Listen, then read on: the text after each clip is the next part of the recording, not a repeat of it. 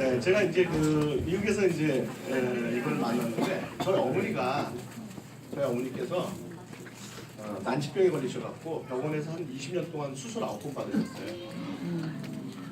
그리고서 이제 뭐 병원에서는 도저히 고칠 수가 없는 상황까지 가셔갖고 그래서 제가 대체의학에 관심을 많이 갖게 됐고 그래서 미국에 가서 이제 대체약을 많이 봤는데 저희 어머니가 맨날 미국에서 전화하면 건강하니까 걱정하지 말라 그러셨는데 제가 그때 이걸 만나보고 2009년도에 이걸 파마넥스를 만나고 이거면 어머니를 고쳐드릴 수가 있겠다라고 생각을 했어요.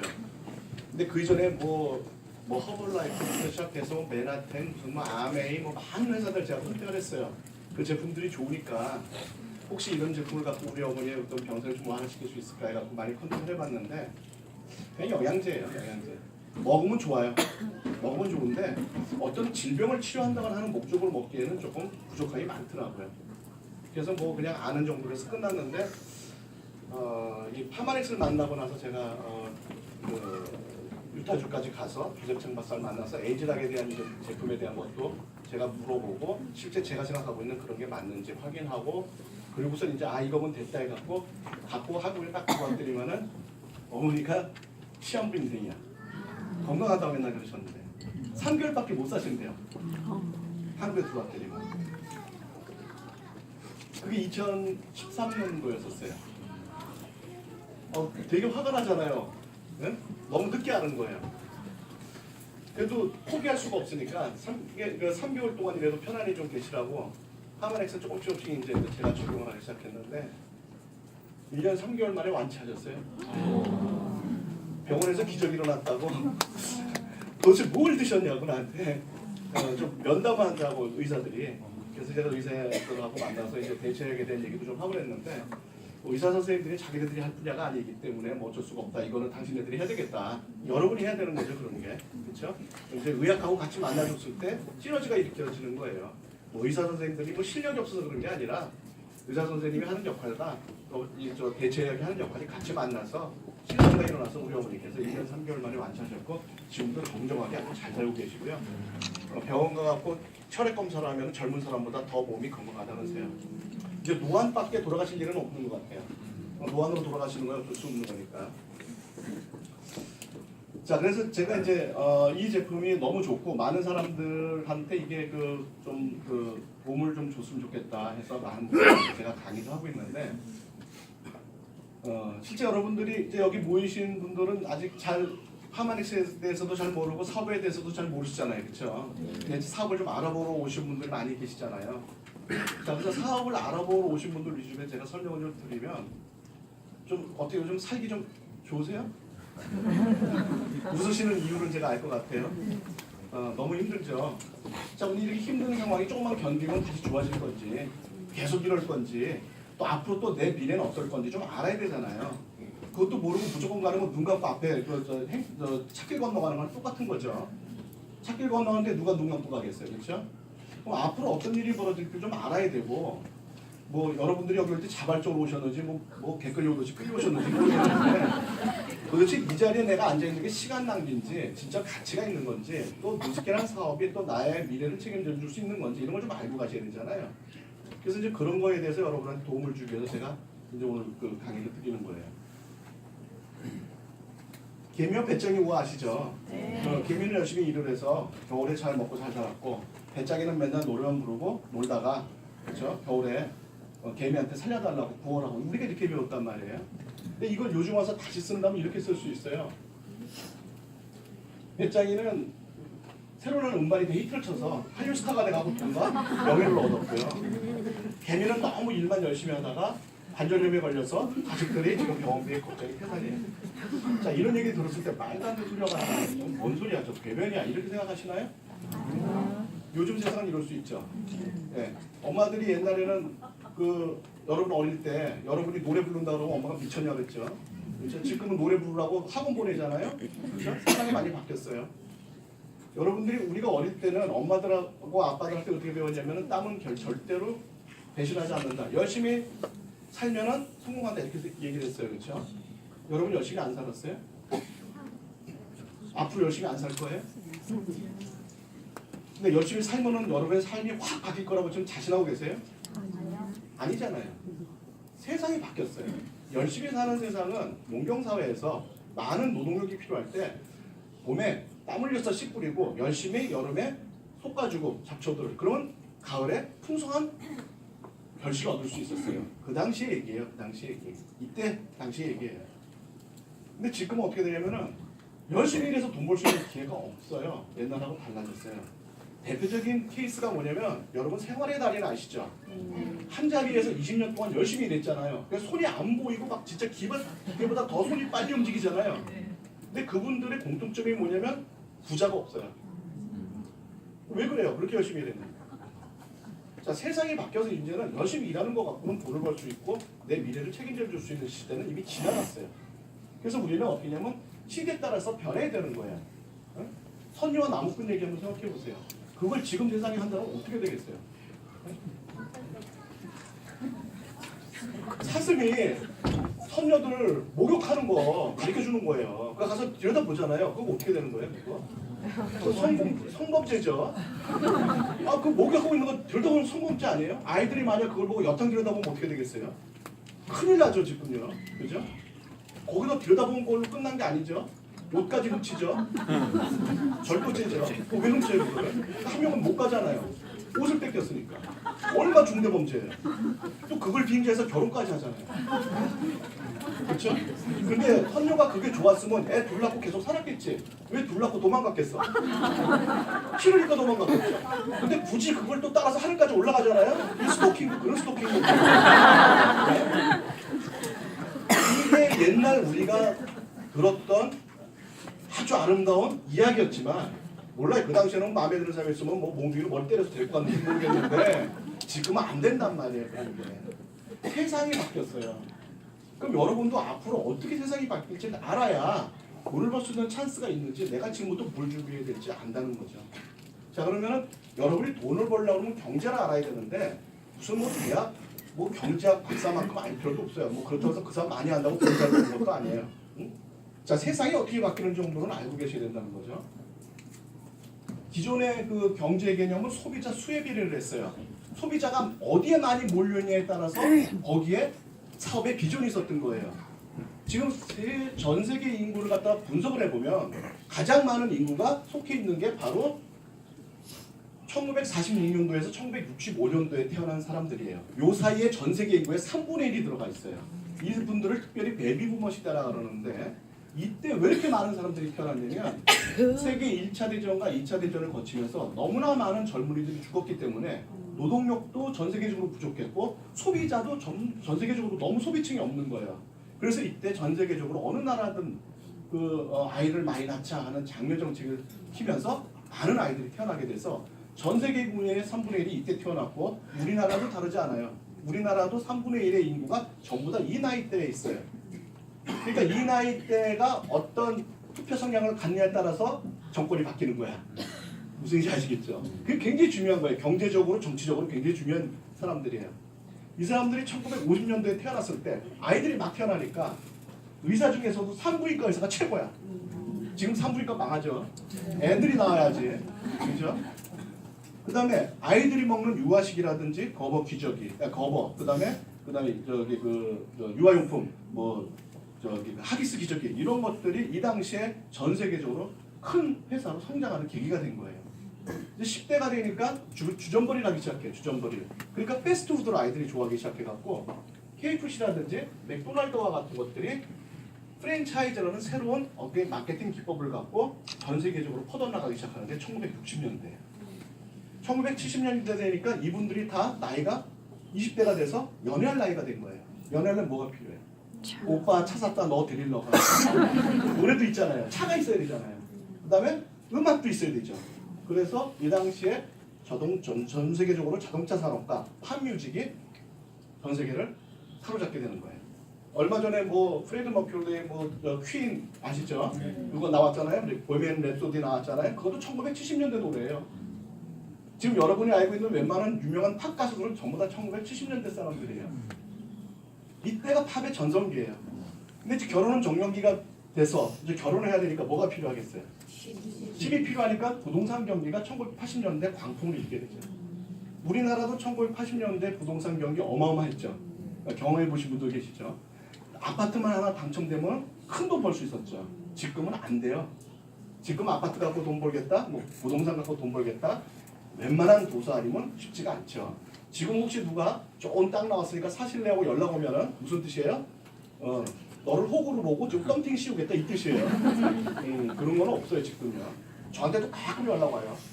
좀 호구로 보이나 봐요. 땅 좋은 거 있는데 사라고 연락 와요. 살 돈도 없지만 안 사죠. 그다음에 이제 그 어느 정도 아이들을 키워놓고 이제 풍요로운 생활을 하게 되니까 가전제품이나 이런 것들이 커지죠. 왜? 문화생활을 즐기기 위해서. 그래서 이제 1990년대에는 가전제품이 가장 핫한 아이템으로 떠오르게 돼요. 근데 이분들이 지금 나이가 전부 다 50대 이상, 60대 이렇게 됐어요. 늙었어. 이분들의 소망은 어떻게 될까요? 건강하게, 오래, 그죠? 젊게 살고 싶죠. 여러분이 지금 100세 시대잖아요. 100세 시대에서 100세에 돌아가셨는데 80세부터 병원에 들어가서 20년 동안 누워있다가 돌아가셨어. 그럼 수명이 100세가 맞죠? 그게 100세 시대입니까? 20년 동안 고생시킨 거죠. 차라리 85세에 85세에 돌아가셨으면 5년 고생하는 건데 100세까지 사는 바람에 15년을 더 고생한 거죠. 이건 아니죠. 그죠? 100세 시대에 내가 100세까지 살았다고 얘기하려면 어떻게 살아야 되냐면 100세 되는 날 아침에 일어나서 밥 먹고 점심 때 골프 치고 저녁 때 친구들하고 술 한 잔 마시고 그 다음날 아침 안 일어나는 거예요. 이래야 100세 시대지. 안 그래요? 그렇게 하기를 원한다는 거예요. 그렇게 하기를. 그렇지 않으면 많은 사람한테 오히려 피해를 주게 되지. 예를 들어서 치매에 걸려갖고 20년 동안 치매로 있어가 돌아가시지도 않고 어떡하겠어 그 자식들이. 미치는 거죠 정말로. 옛날 같으면 그냥 바로 돌아가셨는데 요즘은 안 돌아가셔. 이게 더 고통스러울 수도 있다는 거죠. 또 어떤 게 있냐면은 내가 할머니 할아버지 돼가고 막 지팡이 짚어가면서 20년 사는 거 싫다는 거예요. 젊고 아름다운 모습 누가 나가도 아가씨 이렇게 부른 모습으로 100세까지 살았으면 좋겠다는 거예요. 꿈이죠. 그렇죠? 그러나 그걸 지금 그런 게 있다면 누구든지 돈을 쓸 준비가 돼 있다는 거죠.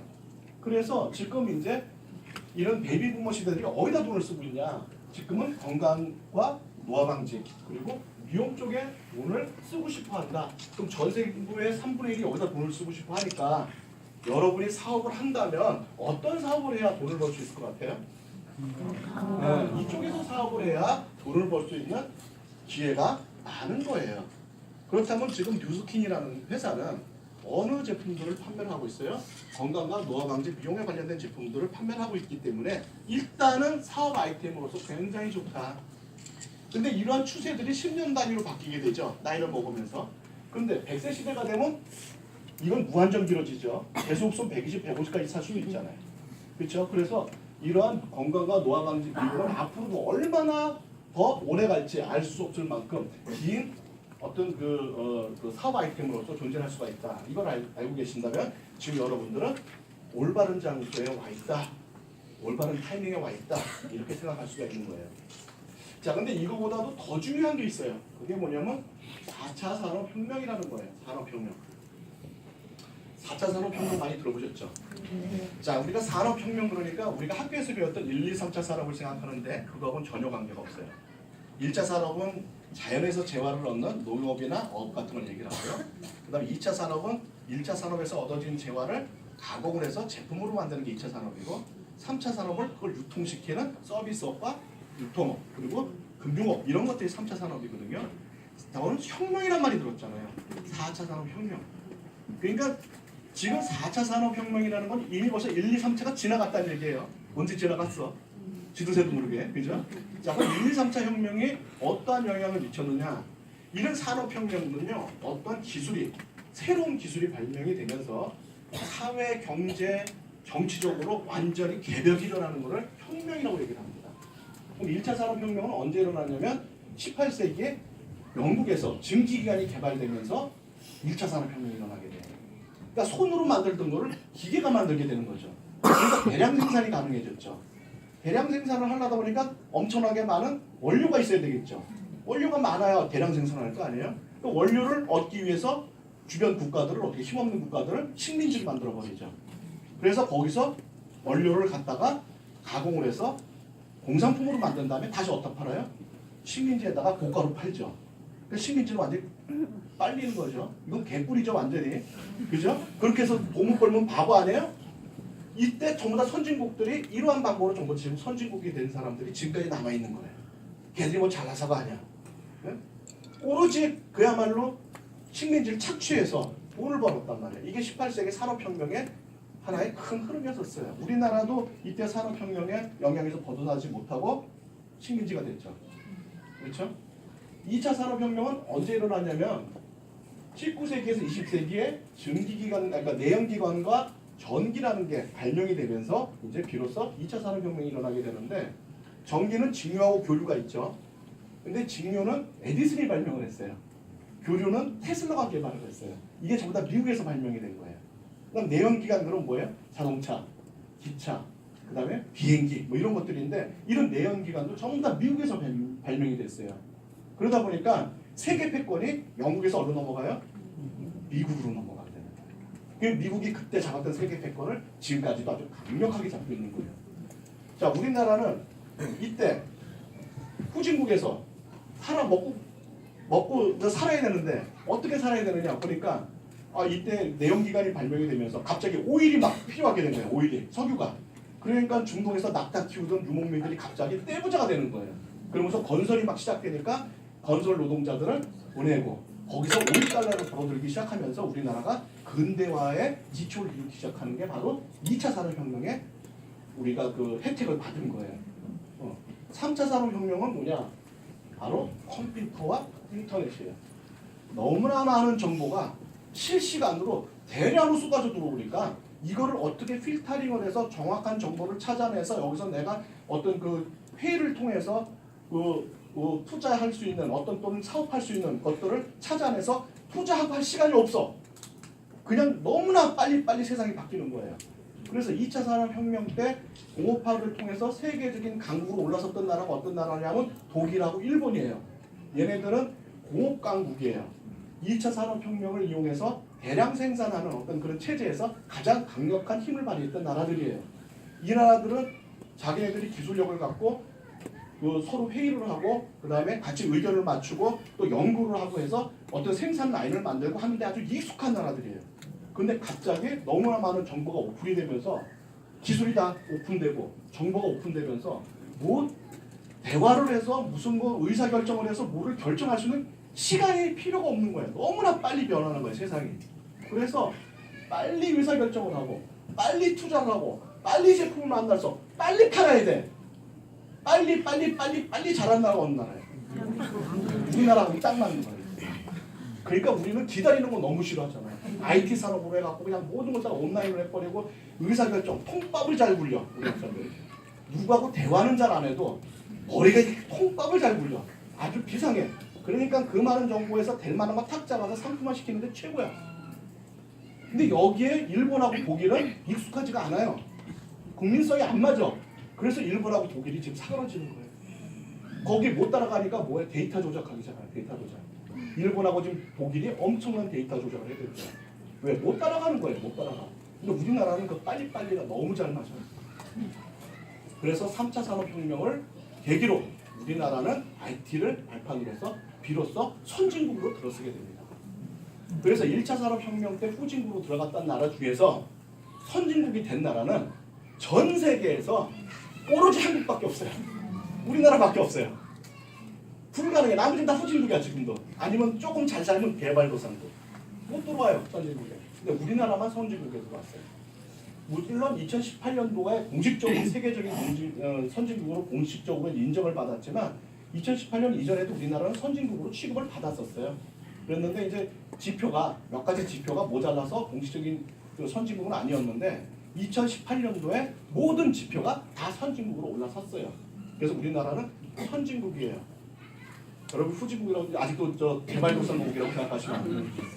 자, 우리나라가 유럽에 가면 어느 나라랑 비슷하느냐? 만약 우리나라가 유럽에 있다. 어느 정도 나라 수준이냐? 이태리예요. 우리나라 이태리하고 비슷해요. 근데 2, 3년 정도 지나면 아마 프랑스가 우리보다 떨어질 거예요. 그리고 프랑스 위로 올라갈 거예요.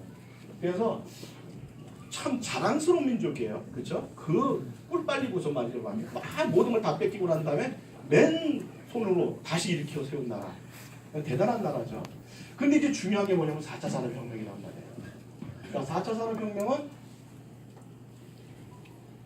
로봇이라든지 인공지능이라든지 3D 프린터라든지 또는 가상현실 이런 거에 의해서 이루어지는 세상인데 4차 산업혁명의 기술은요.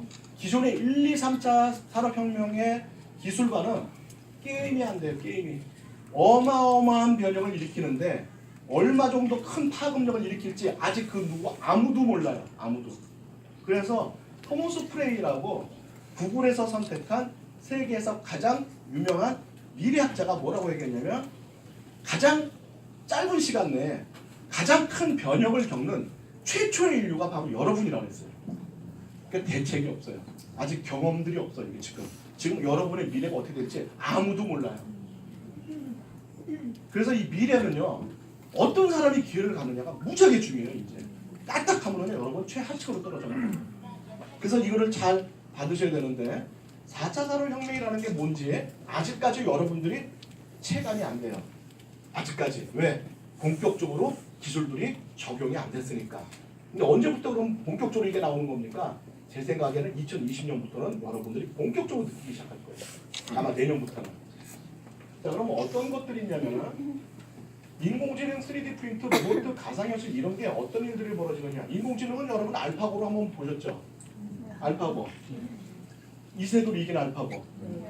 그 바둑이라는 그 바둑의 경우의 수가 얼마나 많은 줄 아세요? 바둑을 두는 경우의 수가 얼마나 많은 줄 아세요? 놀라지 마세요. 이 우주를 구성하고 있는 분자수보다 많아요. 그렇게 경우 수가 많기 때문에 절대로 인공지능이 인간을 이길 수 없다고 생각했던 분야였었어요. 근데 이겼죠. 근데 지금은요 알파고 제로라는 놈이 나왔어요. 이놈은 이세돌을 이긴 알파고를 백전백승했거든요. 근데 얘는 바둑을 아예 안 가르쳤어요. 이세돌을 이긴 알파고는요 사람의 기본을 입력시켜서 가르쳤고요 바둑을. 지금 나온 알파고 제로는 바둑 자체를 가르치지 않았어요. 딥러닝이라고 스스로 합숙하는 프로그램을 이용해서 바둑의 룰만 가르쳐줬어요. 그러니까 처음에 바둑 둔 거 보면 유치원 애들이 둔 거 같아요. 아무데나 막 뒀어. 근데 3일이 딱 지나서 알파고를 이세돌을 이긴 알파고를 이겨버려요. 3일 만에. 스스로 공부해갖고. 어마어마하죠. 자, 이 인공지능이 앞으로 나오게 되면은요 사람이 생각할 일이 없어져요. 그러면 연구원도 없어질 수가 있어요. 이건 농담이 아니라. 지금 이거와 또 관련된 또 컴퓨터가 뭐냐면 양자 컴퓨터거든요. 여러분 지금 전기로 되어 있는 전자에 의해서 움직여지는 컴퓨터를 쓰고 있는데 2025년도에 이제 양자 컴퓨터가 나와요. IBM에서 나올 거예요. 1000큐빅짜리가. 이거는 얼마만큼 강력하냐면 전 세계에 있는 최고의 슈퍼컴퓨터를 다 합해갖고 300년 동안 계산할 거를 양자 컴퓨터 한 대가 1시간이면 계산 끝나요. 근데 얘한테 스스로 학습하는 능력을 줘버리면 연구 개발을 얘가 혼자 다 해요. 그럼 인간이 상상할 수 없는 것들이 나오기 시작해요. 인간 머리로선 개발할 수 없는 것들이 나오기 시작해요. 그래서 양자 컴퓨터를 개발하고 있는 학자들한테, 그 과학자들한테 양자 컴퓨터가 개발이 되면 뭐부터 제일 먼저 개발시킬 겁니까? 하고 물어봤어요. 여러분 같은 뭘 개발시킬 것 같아요? 자, 스스로 연구할 수 있는 양자 컴퓨터가 나왔어. 뭐부터 연구시키고 싶었어요?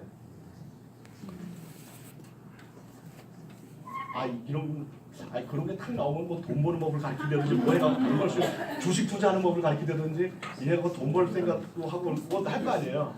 근데 양자 컴퓨터 하는 과학자들은 뭘 얘기하냐면 양자 컴퓨터를 연구시킨대요. 무슨 얘기인지 아시겠죠? 그러니까 인간이 개발할 수 없는 양자 컴퓨터를 만들어내는 거예요.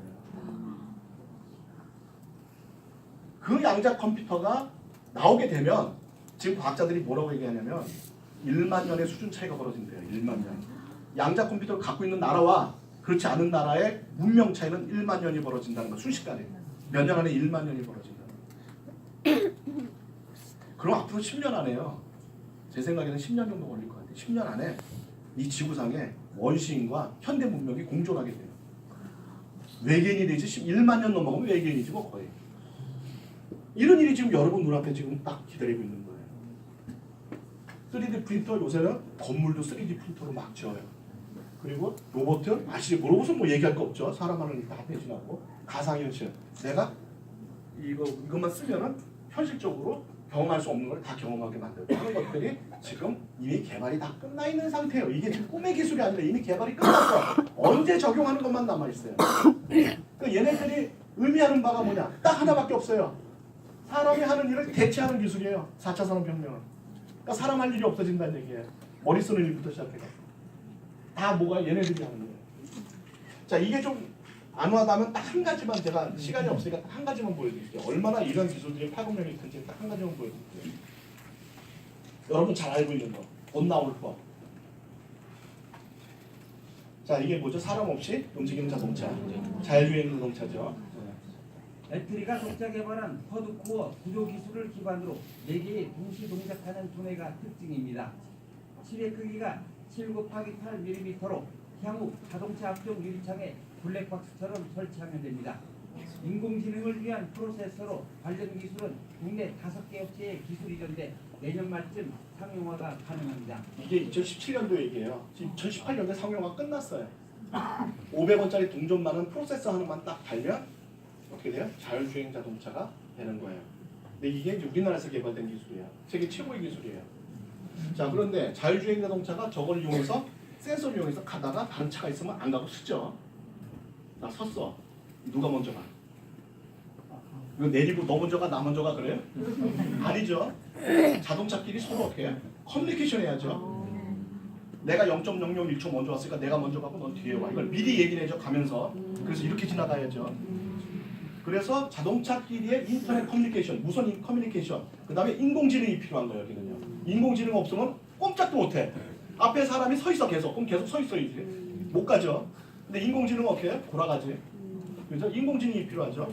그래서 자동차는 자율주행 시스템의 이 프로세스뿐만이 아니라 자동차끼리 서로 커뮤니케이션하는 인공지능 시스템도 굉장히 필요한데 이 기술의 또 선두주자가 LG예요. 그래서 2020년도에 나오는 그 자율주행 그 트럭 있어요. 그 벤츠에서 거기에 그 LG 기술이 이미 벌써 적착이 돼서 2020년도 내년에 이제 자동차가 나올 거예요. 자, 이게 나오면 사고가 날까요? 안 나죠. 사고가 안 나. 자, 그럼 이 기술로 인해서 택시 운전기사분, 트럭 운전기사분, 버스 운전기사분 이런 기사분들은 전부 다 직업을 잃게 될 거예요. 누가 그분들을 씁니까? 돈 안 주고 그냥 가는 거예요. 그렇죠? 사고가 안 나죠. 사고가 안 나니까 교통 경찰이 필요할까요? 안 필요할까요? 전혀 안 필요해요. 교통 통제원 필요할까요? 안 필요할까요? 안 필요해. 사거리가 없어져요. 사거리가. 동시에 지나다니니까 스릴 있겠죠.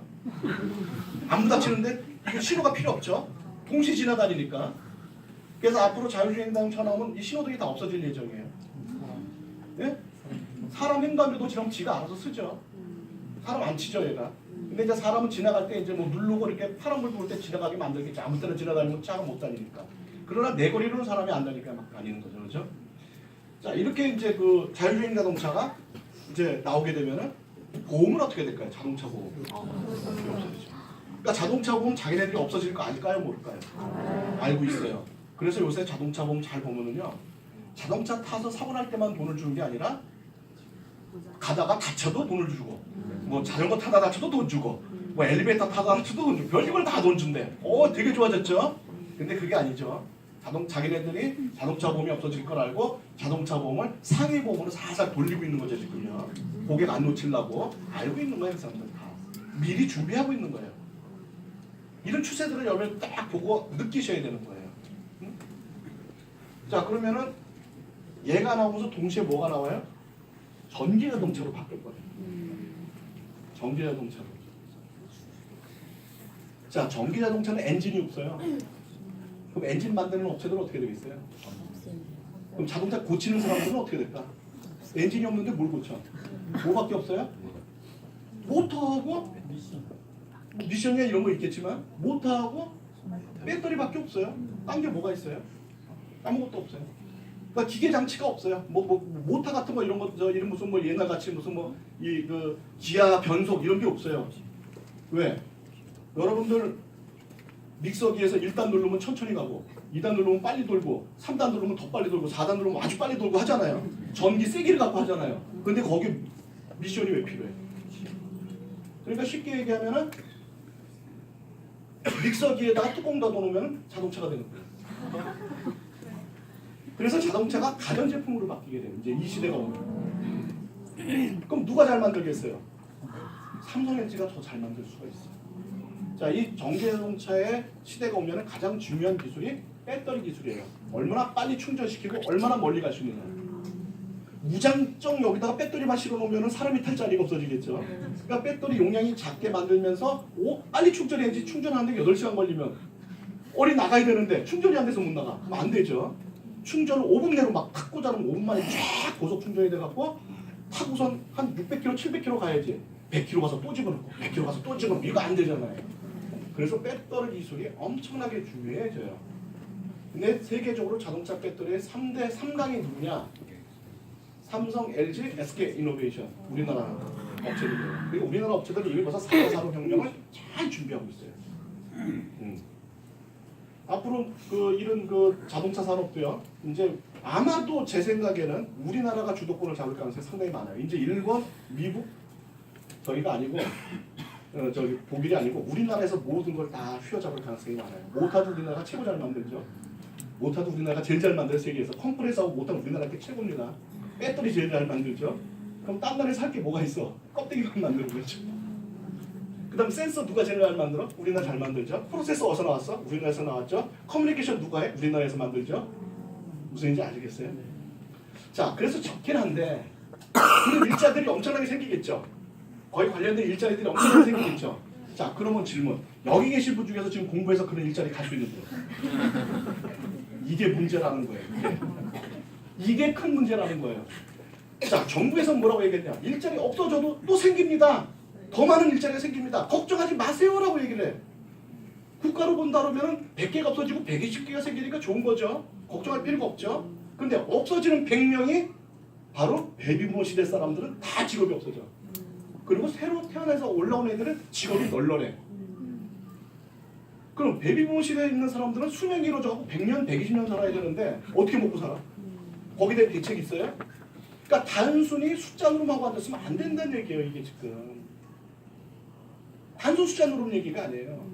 바로 여러분 세대가 이제 큰 문제 걸려있는 거 앞으로 이게 지금. 지금은 기사도 인공지능이 있어요. 집도 3D 프린터가 다 해요. 수술도 로봇이에요. 지금 로봇 수술이 굉장히 정밀합니다. 사람이 하는 것보다 더 정밀하게 잘합니다. 그러면 그 사람들은 없어진 직업들은 직업이 없어진 사람들은 어떡할 거냐. 자, 이게 4차 산업혁명을 보는 올바른 시각이에요. 여러분의 자녀는 걱정할 게 하나도 없어요. 여러분의 자녀는요, 지금 태어나거나 지금 초등학교에 있는 아이들은 커서 직업을 얻을 때는 현재 없는 직업의 직종을 가질 확률이 65%라고 해요. 그러니까 지금 있는 직종은 35%밖에 안 남는다는 얘기예요. 나머지는 없어지고 새로운 직종이 생긴다는 거예요. 근데 그건 여러분을 위한 직종이 아니라는 거예요. 준비해야 돼요, 안 해야 돼요? 네. 이거 심각한 거라고. 이거 모르고 있다가 하다가요, 훔찹니다 진짜로요. 아무데도 갈 데 없습니다. 이게 산업 전반에 걸쳐서 일어나는 일이에요. 어느 한 군데서 일어나는 게 아니에요. 이건 주차 버튼이죠. 여러분 주차할 때 그냥 누르고서 오면 아무데나 가서 빈데 가서 주차해 놓는 거예요. 그리고 또 나가기 전에 5분 전에 탁 눌러놓으면 돈 계산하고 딱 내 앞에 와서 와 있는 거예요. 이게 또 개발 끝난 거예요. 이런 것뿐만이 아니라 굉장히 많은 것들이 있는데 시간상 제가 다 말씀드릴 수는 없고 이제 대표적인 거 하나만 말씀을 드렸던 거고. 자, 여기 보시면 일자리 쇼커 6월 취업자가 10만 6천 명이 증가했어요. 좋은 거죠. 네. 그런데 요 밑에 뭐라고 써있냐면 40대 이상 취업자는 12만 명이 감소했어요. 이게 문제인 거예요. 10만 명이 증가했는데 40세 이상 포함 베이비부모 시대들은 일자리가 12만 명이 감소한 거예요. 이 가장들이 40대부터 100살까지 산다 해도 60년을 더 살아야 되고 재수없어 110년 산다고 80년을 더 살아야 돼. 어떻게 뭐 먹고 살아? 이게 대해서 지금 단 한 번이라도 뉴스나 정부에서 또는 TV에서 단 한 번이라도 걱정하는 소리 들어본 적 있어요? 지금 완전히 손목을 얹는 거예요. 여러분 이걸 아셔야 돼요. 근데 이런 기술들이 적용이 될 것 같아요? 안 될 것 같아요? 무조건 돼요. 무조건 되는 거예요. 자영업자, 제조업 다 쑥대밭 됐죠. 지금 40대 가장 15만 명 일터이고 난리가 아니에요. 지금. 어떤 사람이 그러더라고요. 뭐 6.25 때 난리도 아니라. 그러니까 여러분들은 이런 미래를 알고 계셔야 되는 거예요. 다가올 미래는 어떻게 되느냐? 바로 베이비부머 시대들이 좀 더 직업을 잃으니까 많은 사람이 직업을 잃을 거예요. 제가 볼 때 두 사람 중에 한 명은 분명히 직업을 잃어요. 적게 봤을 때. 여러분 지금 갖고 있는 직업, 직장, 여기 있는 분 둘 중에 하나는 분명히 잃어요. 앞으로 10년 내에 직업 없어져요. 이건 확실합니다. 제가 아주 대놓고 얘기할 수 있어요. 확실히 없어져요. 뭐 여러분이 직장이 아니더라도 여러분 남편의 직장 또는 남자친구의 직장, 아빠의 직장 없어집니다. 그분들이 나와서 먹고 살아야 되니까 어떻게 먹고 살아요? 뭐 개인 사업밖에 할 게 없잖아요. 그렇죠? 그건 이제 개인 사업이 창업 러시, 프랜차이즈 사업이 지금 많이 화랑을 일으키고 있죠. 프랜차이즈 사업 어떤 거예요? 내내 치킨, 무슨 치킨집. 그러니까 뭐 치킨집 뭐 그냥 뭐 난리잖아요. 그다음에 또 뭐 있어? 피자, 그다음 커피숍, 카페, 그다음에 또 뭐야? 또 무슨 뭐 먹는 음식들 뭐 하여간 많잖아요. 뭐 김밥집부터 시작해서 많잖아. 지금도 뭐 동네마다 다 있잖아요. 한 동네 치킨집 몇 개씩 있죠. 어떻게 먹고 살아요? 근데 이렇게 앞으로 대량 실직 사태가 일어나서 앞으로 2020년부터 대량 실직이 시작되면은 이게 더 심해질 거 아니에요? 그럼 한 번에 사업하려고 막 몰려들었다. 이게 돈이 됩니까? 누가 돈 벌어요 이 시기에는? 프랜차이즈 내주는 사람이 돈 벌죠. 프랜차이즈 하는 사람들은 절대 돈 못 법니다. 미국에서 골드러시 서부 쪽에 금이 있다고 사람들이 금을 찾으러 서부로 몰려갈 때 누가 돈 벌었을까요? 금 찾은 사람은 돈 못 벌었어요. 몇 명이나 되겠어 금 찾은 사람이. 누가 돈 벌었냐? 마차 팔고 그 다음에 이 청바지 팔고 그런 사람 다 돈 번 거예요. 리바이스가 그때 돈 번 거야. 리바이스가 어디든 광부들이 금 팔라고 파는데 옷이 자꾸 찢어지는 거야. 이게 해프잖아요. 그래서 옷 좀 튼튼한 거 좀 만들려고 그러니까 그 당시에 뭐가 냐면 이 저 텐트 있죠, 텐트. 텐트는 그 좋아 그럼 너네 이거 입어봐. 그리고 텐트 축축 찢어갖고 청바지 만들어준 거야. 그러니까 좋은 거야 이게. 리바이스가 그때 나온 거예요. 서부 개척 시대 때. 그런 사람이 돈 번단 말이에요. 금캐서 돈 번 사람은 없어요. 그러면 청바지 사 입고 열심히 판 사람이 돈 벌었을까? 못 벌었죠. 그죠? 그 다음에 또 하나의 트렌드가 뭐예요? 노화 방지 건강 미용 산업이 뜬다. 자, 그런데 뉴스킨 사업은 노화 방지 건강 미용 산업을 통해서 뭘 내주는 사람이야? 우리는 프랜차이즈를 내주는 사람이죠. 그렇다 그러면은 야 이게 다가올 미래에 많은 사람이 직업을 잃고 뭔가 직장을 얻어야 되고 뭔가 새로운 창업을 해야 되는데 그때 내가 만약 프랜차이즈를 내주는 이런 산업을 통해서 프랜차이즈를 내주는 사업을 하고 있다면 이게 돈이 될 것 같아 안 될 것 같아? 이거는 누가 와도 안 된다고 얘기할 수가 없어요. 이거는 분명히 되는 사업이에요. 이거는 내가 얼마나 열심히 하느냐가 중요한 거지. 이건 사업이 안 될 수가 없는 거예요. 무조건 되는 거예요. 자 그러면은 이와 같은 사업 환경이 뉴스킨에만 열려 있을까요? 다른 네트워크 마케팅도 열려 있을까요? 다른 네트워크 마케팅도 똑같은 사업의 기회를 가질 수가 있어요. 자 그러면 그중에서 뉴스킨이 1등이 될 수 있느냐? 이게 중요하겠죠. 핵심은 뭐냐? 바로 노화 방지 기술이에요. 이 기술이 있느냐 없느냐예요. 아까 얘기했죠. 젊게 건강하게 오래 살 수 있는 기술을 어느 회사가 갖고 있느냐? 어느 회사에서 이 기술을 갖고 있는 회사가 1등이 될 거예요. 그렇죠? 자 그럼 여러분들은 시대 흐름에 따라서 와야 되는 거는 여러분이 아니다라고 얘기해도 올 거고 막는다도 막아도 올 거고 뭐 여러분이 안기고 눈 똑바로 뜨고 있어도 와요. 그거는 뭐 당뇨가지를 비틀어도 와. 그러니까 그거는 뭐 어쩔 수가 없어. 자 그런데 여러분들이 그런 상황 하에서 여러분이 선택할 수 있는 거는 어떤 회사를 선택할 거냐, 과연 이런 기술들을 어떤 회사가 갖고 있느냐 이거만 보고 있으면 되는 거예요. 자 그럼 오늘 여러분들은 이 기술에 대한 것만 딱 알고 가시면 돼요. 그렇죠? 자 뉴스킨이 특별한 기술이나 자본이 필요해요? 전혀 안 필요하죠. 네. 여기 오실 때 뭐 누가 뭐 기술 자격증 있냐고 얘기하고 또 이렇게 가입하는데 얼마나치 물건 사세요 이런 사람이 있었어요? 그렇게 하면 안 되는 거예요. 그건 원래요. 예. 무조건 자기가 필요하면 물론 사겠지만 강매해 갖고 회원 등록하고 그러는 건 아닌 거예요. 그 다음에 지속적인 소득원. 내가 이 사업을 그만두더라도 끝없이 돈이 들어올 수 있느냐. 이건 신보상 여러분이 나중에 들어보시면 같이 오신 분한테 들어보시면 아시게 될 거고요. 지속적인 소득원으로서 여러분이 은퇴를 해도 돈이 들어올 수가 있죠. 또 하나 이제 또 여러분들이 의문을 갖는 게 이거더라고요. 4차 산업혁명이 사람 하는 일을 대체하는 거라며. 그럼 뉴스킨도 대체할 거 아니야, 4차 산업혁명이. 그러면 그때 가서 너 이거 로봇이 대체해버렸네? 그럼 나 어떻게? 이렇게 얘기하는 분들 계시더라고. 그렇죠? 여러분 이걸 아셔야 돼요. 뉴스킨은 회원제죠. 네. 회원 가입할 때 뭐가 필요해요? 주민증. KR 번호가 필요해요? 주민등록번호가 있어야죠. 네. 로봇이 있어요? 로봇은 가입이 안 돼. 무슨 얘기인지 아시겠어요? 자, 뉴스킨에서 로봇을 개발했어. 갈바닉 해주는 로봇을 개발했어. 그럼 뉴스킨에서 갈바닉 하는 로봇을 통해서 막 돈을 벌 수 있느냐? 못 벌죠. 왜? 커미션을 주질 못하잖아, 걔들한테는요. 자, 그럼 그 로봇을 이용해서 여러분들이 손님을 모시고 왔어. 자, 여기 본사 같더니만 갈바닉 기계가 딱 있어. 로봇이. 손님 딱 모시고 왔어. 옛날에는 지금 어떻게 여러분이 갈바닉 열심히 해주죠. 막 데모해주죠. 근데 그때가 되면 어떻게 돼요? 머리 넣으세요. 머리 쑥 갖다 집어넣으면 안에서 막 로봇이 해주죠. 그리고 쫙 올라가서 나오면 어때? 올라갔죠? 이것만 하면 되죠, 여러분. 그렇죠? 또 돈은 누구한테 들어와? 로봇이 무슨 돈을 받아? 모시고 내가 돈 받는 거죠. 그럼 로봇이 자꾸 자동화되면 나이가 좋아 안 좋아? 그렇죠. 지금 여러분들 회원 관리나 이런 거 할 때 전화해갖고 언니 지금 뭐 샴푸 떨어질 게 안 됐어, 뭐 비누 떨어질 게 안 됐어 물어보고 오늘 얼마나 주문할까 뭐 연락하고 이게 장사 아니에요? 이게 사업이잖아요. 그렇게 하잖아요. 그런데 인공지능이 발달하게 되면 어떻게 돼요? 그 사람의 구매 패턴, 그 다음에 옷을 검색하는지 이런 걸 인공지능이 다 받아들여갖고 빅데이터를 갖고 이 사람 집은 한 달 반만 있으면 비누가 떨어져. 근데 보니까 몇 월 며칠 날 샀어. 열흘 후면 떨어질 것 같아. 그럼 10일 전에 메시지가 딱 가죠. 비누 떨어질 때 됐는데 지금 사시면 5% 디스카운트입니다. 예스 뭐 이렇게 되죠. 어떻게 알았어? 예스 딱 누르죠. 그럼 여러분은 모르고 있었는데 포인트가 떴죠. 이거 왜 떴지? 인공지능이 해놓은 거죠. 근데 인공지능이 돈 받아요? 여러분이 돈 받죠. 회원 등록시킨 건 여러분 밑에 들어가 있죠. 그렇죠? 또 막 이렇게 하는 거 보니까 이 사람이 아무래도 건강에 문제가 있는 것 같아. 뭐 우리가 고혈압인 것 같아. 근데 여러분은 몰라서 얘기를 안 하니까.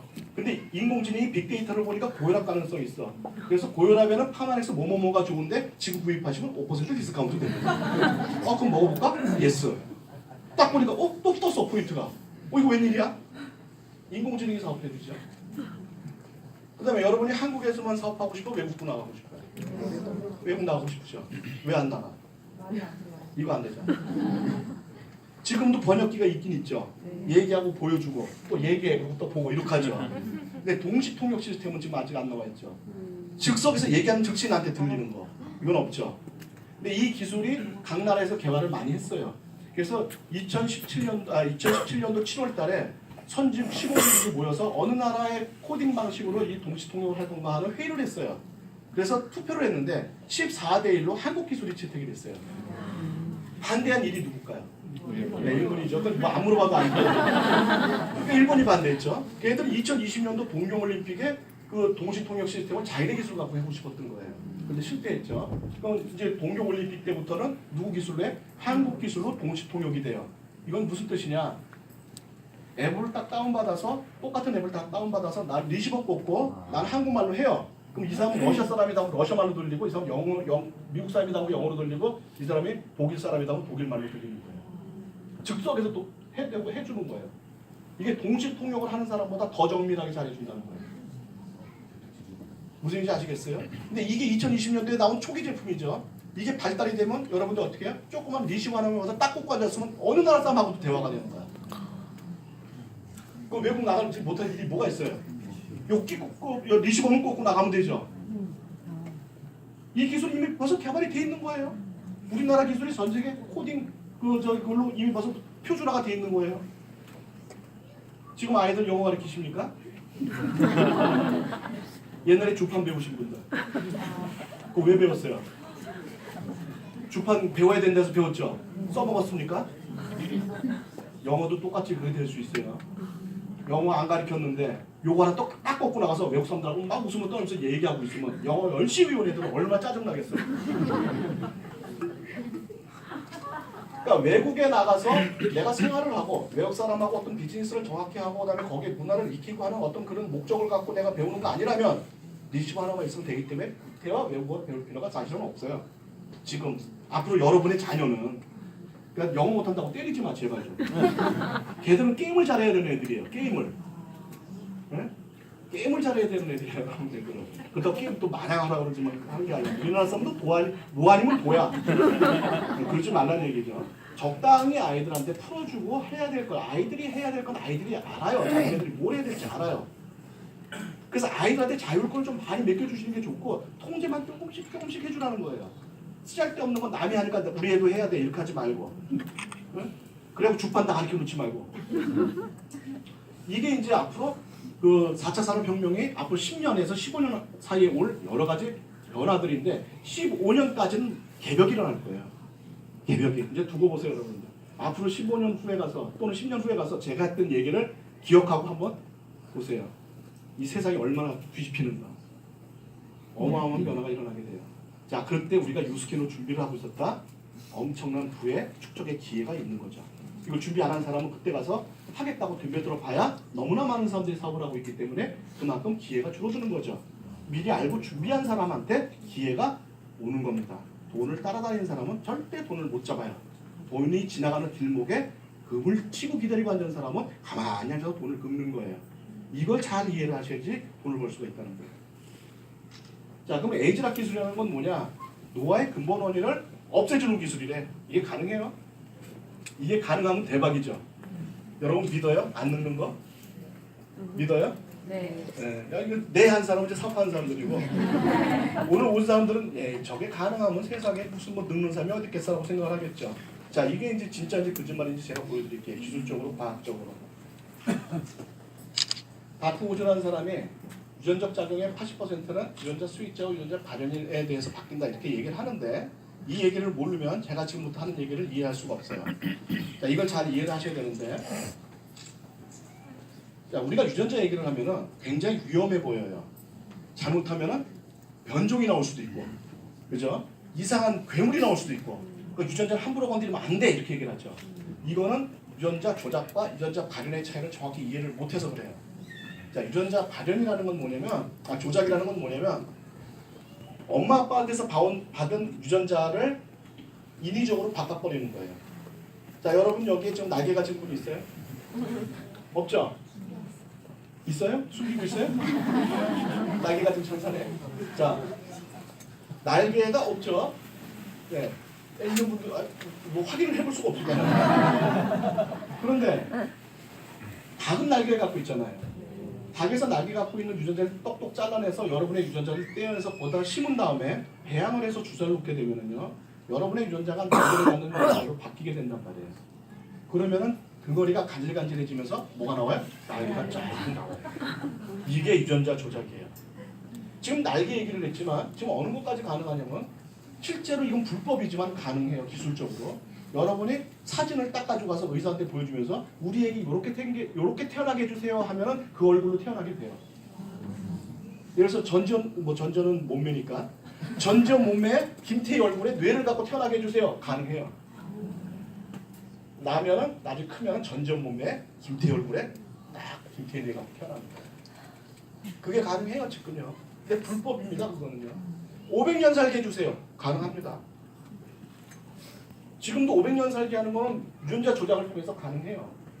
근데 그렇게 하면 불법이죠. 여러분 500년 살고 싶으세요? 아니요. 거짓말. 자, 20대 아름다운가 젊은 거 갖고 500년 사는 거 어때요? 좋아요. 이거 거짓말이야. 지금 남편하고 500년 사는 거 어때요? 앞다리 여자들이 갈 때죠. 만약 500년을 같이 살아야 된다면 50년 단위로 계약 결혼을 해야지. 50년 살아보고 다시 재계약. 말 잘 들으면 같이 살고 더 마음 안 들면 또 헤어지고. 이렇게 해야지 어떻게 500년을 사나, 그죠? 김정은이가 500년 산다. 이게 끔찍하죠. 그죠? 여러분이 수명이 길어져 갖고 회사에서 정년퇴직이 350세야. 과장 되는데 100년 걸리고 부장 되는데 150년 걸리고. 내가 입사를 했는데 쫄다고 들어오는데 70년 있다가 들어왔어. 야, 이 사람 사는 게 아니죠, 이게 정말. 그래서 이 조작은 위험한 거예요, 굉장히. 그리고 이거는요, 세상에 없는 생물체를 창조해낼 뿐만 아니라 이게 유전이 돼요. 그래서 굉장히 위험한 거예요. 그래서 조작은 하면 안 되는 거예요. 근데 제가 지금 말씀드리는 건 조작하고 전혀 관계가 없어요. 이 차이점을 알아야 되는 거예요. 저는 유전자 발현에 대해서 얘기를 하는 거예요. 자, 유전자 발현이라는 건 뭐냐면 여러분의 유전자는 절대 건드리지 않아요. 그런데 여러분의 유전자가 여러분이 어떤 음식을 먹고 어떻게 살았느냐에 따라서 변형이 일어난다. 이게 좀 헷갈리죠?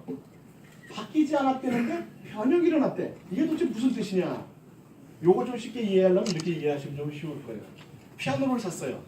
새 피아노를 차서 피아노를 치면은 아름다운 선율이 나오죠. 근데 30년 동안 조율을 안 했어. 그럼 피아노가 바뀌었습니까? 그 피아노가 그 피아노죠. 똑같죠. 근데 치면 소리가 어떻게 돼요? 이상한 소리가 나오죠.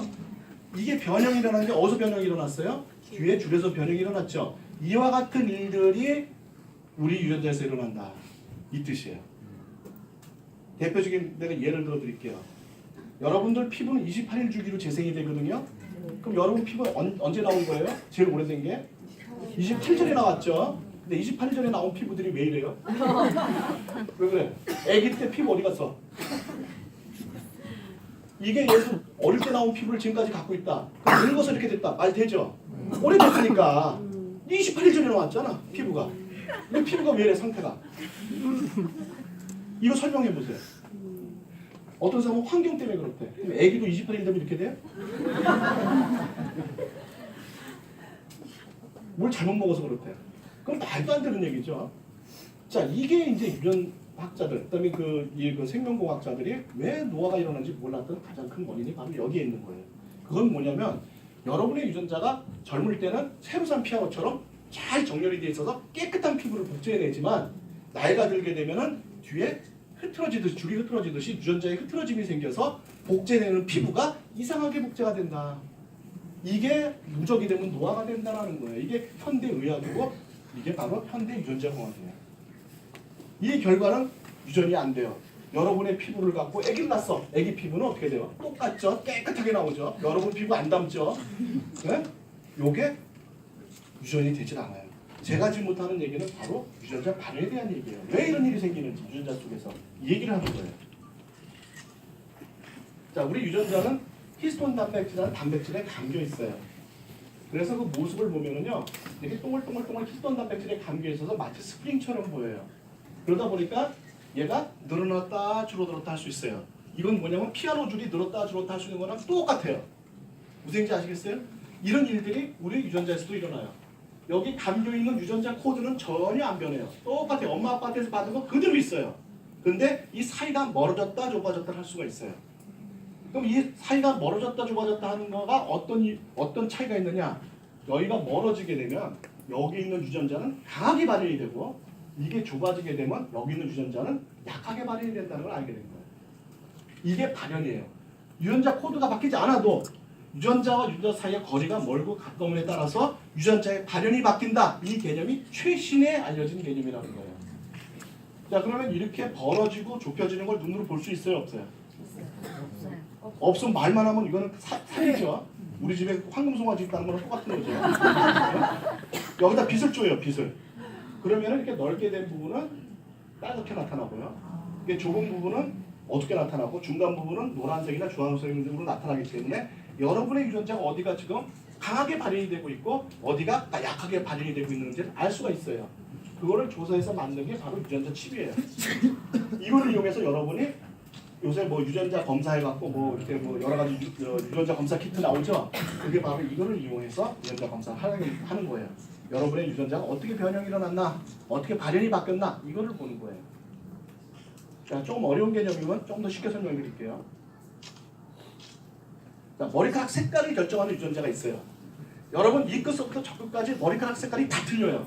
그러면 그렇게 다양한 유전자가 있느냐? 그렇지가 않아요. 머리카락 색깔을 결정해주는 유전자가 딱 한 개밖에 없어요. 근데 많은 사람들이 머리카락 색깔이 다 틀려. 그 이유가 뭐냐면 어떤 사람은 머리카락이 이렇게 머리카락 색깔을 결정해주는 유전자 사이가 쭉 벌어져서 태어나는 사람들 있죠. 여기다 빛을 쪼이면 스펙트럼이 빨갛게 나타나겠죠. 이건 유전자가 강하게 발현이 되죠. 그럼 무슨 머리가 돼? 까만 머리가 되는 거예요. 근데 어떤 사람은 이게 조금 좁혀져서 태어난 사람들도 있어. 요렇게. 이 사람은 쪼이면 노란 색깔로 나타나겠죠. 이 사람은 중간 발현이 돼갖고 갈색 머리가 되는 거예요. 그러니까 이 거리에 따라서 여러분 머리카락 색깔이 다 바뀌는 거예요. 또 어떤 사람은 이게 완전히 좁혀져서 태어난 사람도 있어요. 이런 사람은 스펙트럼이 어둡게 나타나겠죠. 이런 사람은 약하게 반응이 돼서 뭐예요? 금발이 되는 거예요. 하나의 유전자를 갖고 얼마든지 머리카락 색깔을 바꿀 수가 있는 거예요. 이 뭐야? 발현을 갖고. 그런데 우리나라 사람이 어떤 사람이 이렇게 검은색 머리를 갖고 태어났는데 살다 보니까 흰머리가 나오죠. 왜 그래? 이 유전자 코드가 없어졌나? 있죠. 있는데 얘가 거리가 확 짧아져서 이게 확 돌아들으면은 유전자에서 까만 머리를 만들려고 명령 주는 힘이 약해지니까 까만 머리를 못 만들고 흰 머리를 만들게 되는 거예요. 옛날엔 그 이유를 몰랐으니까 아 늙어서 흰 머리가 나옵니다 이렇게 얘기를 했죠. 알고 보니까 유전자가 작동이 안 되는 거예요 지금. 그럼 그 작동 안 되는 유전자를 다시 작동시키면 어떻게 될까요? 까만 머리 나오죠. 이게 가능하면 늙어야 안 늙어요? 안 늙어요. 이게 가능하면 안 늙는 겁니다 여러분. 자 그런데 이렇게 멀쩡하게 펴져 있던 놈이 태어날 때 이렇게 펴져 있던 놈이 왜 이렇게 좁아들었냐 이건 알아야 될 거 아니에요. 그냥 말로만 좁아들었습니다. 뭐 이유가 있을 거 아니에요. 이렇게 펴져 있던 놈이 좁아진 이유가 있을 거 아니에요. 그 이유가 바로 이거예요. 네이처지에 2006년도에 나온 게 뭐냐면 아까 그 지금 판상으로 생긴 게 히스톤 단백질인데 거기에 메틸기나 아세틸기가 달라붙게 되면 후천적으로 발현이 바뀐다.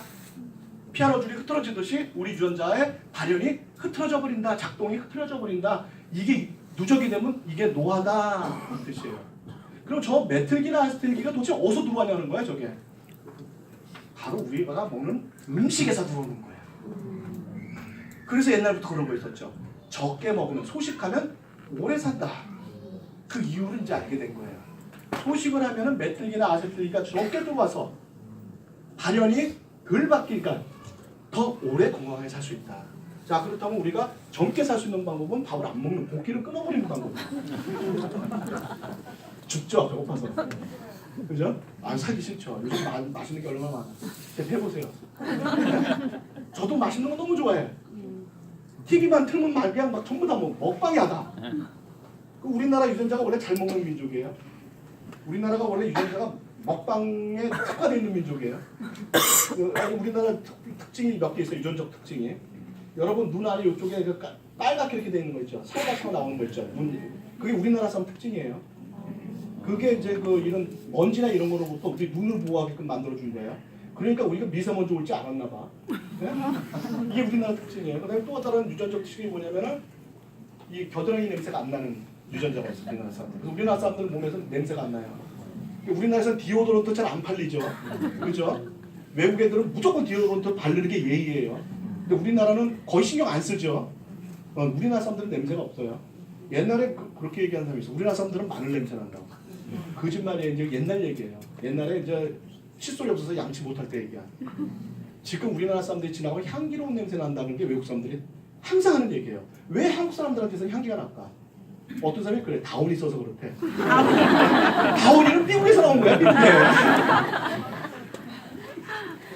신기하게 한국 사람들이 머물다 간 자리에는 향기가 남는다 그래. 외국 사람들이. 악취가 없어서 그 향기라고 남는 모양이에요. 이거는 그냥 일반적인 얘기예요. 일반적인 얘기. 다 한국 사람들은 냄새가 거의 없어요. 그게 우리나라 유전자의 또 특징이에요. 그러니까 우리나라 유전자 특징 중에 또 하나가 기골이 장대하죠. 키가 크고 얼굴이 하얘요. 동양인 치고는.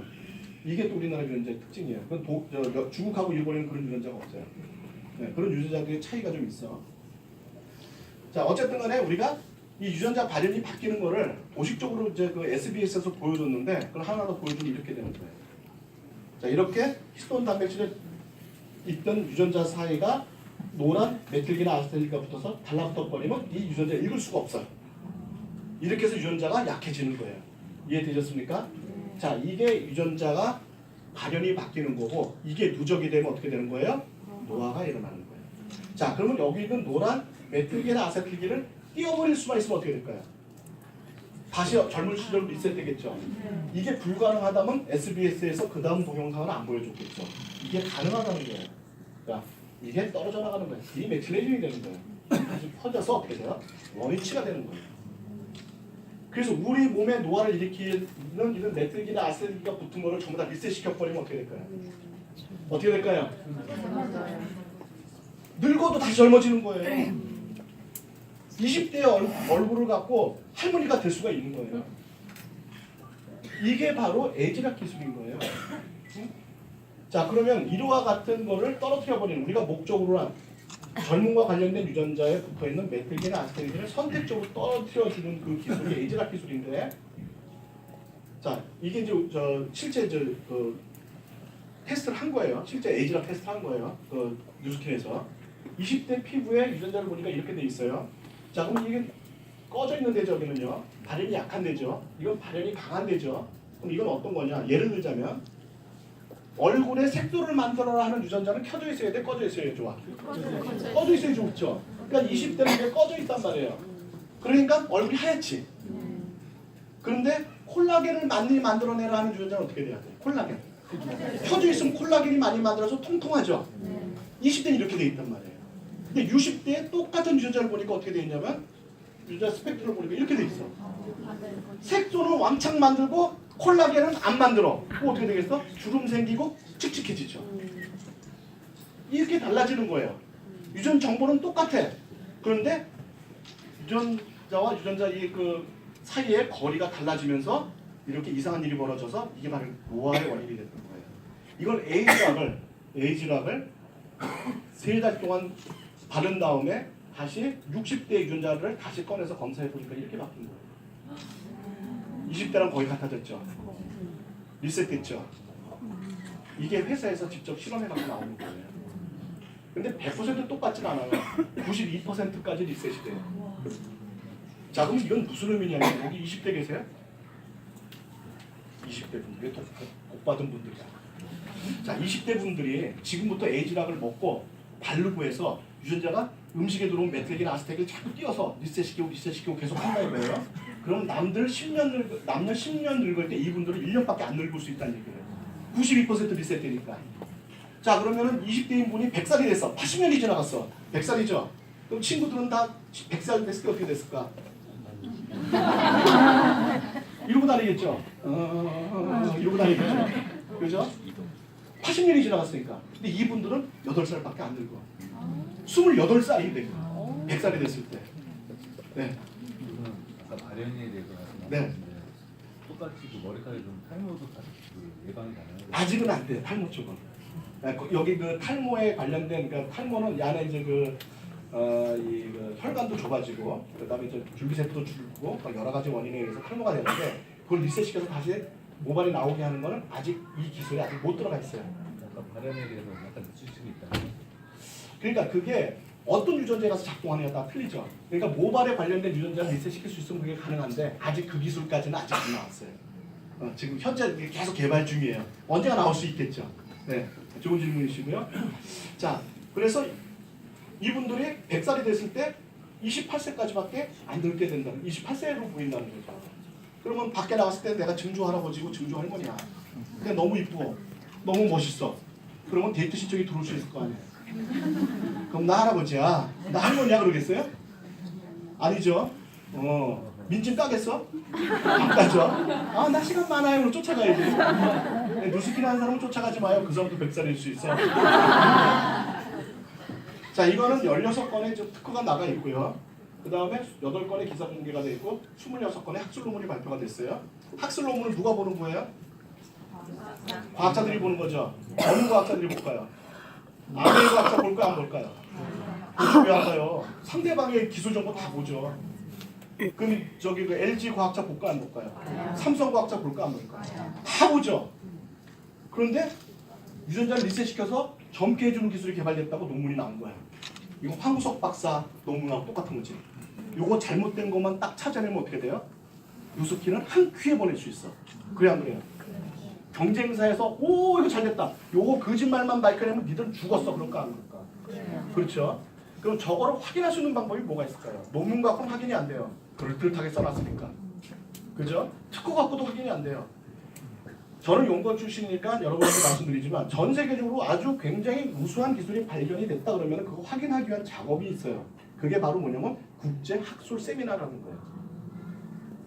과학자들이 전 세계 과학자들이 다 모여갖고 아니 너 한번 발표해봐. 거짓말인가 아닌가 딱 보고 있는 거죠.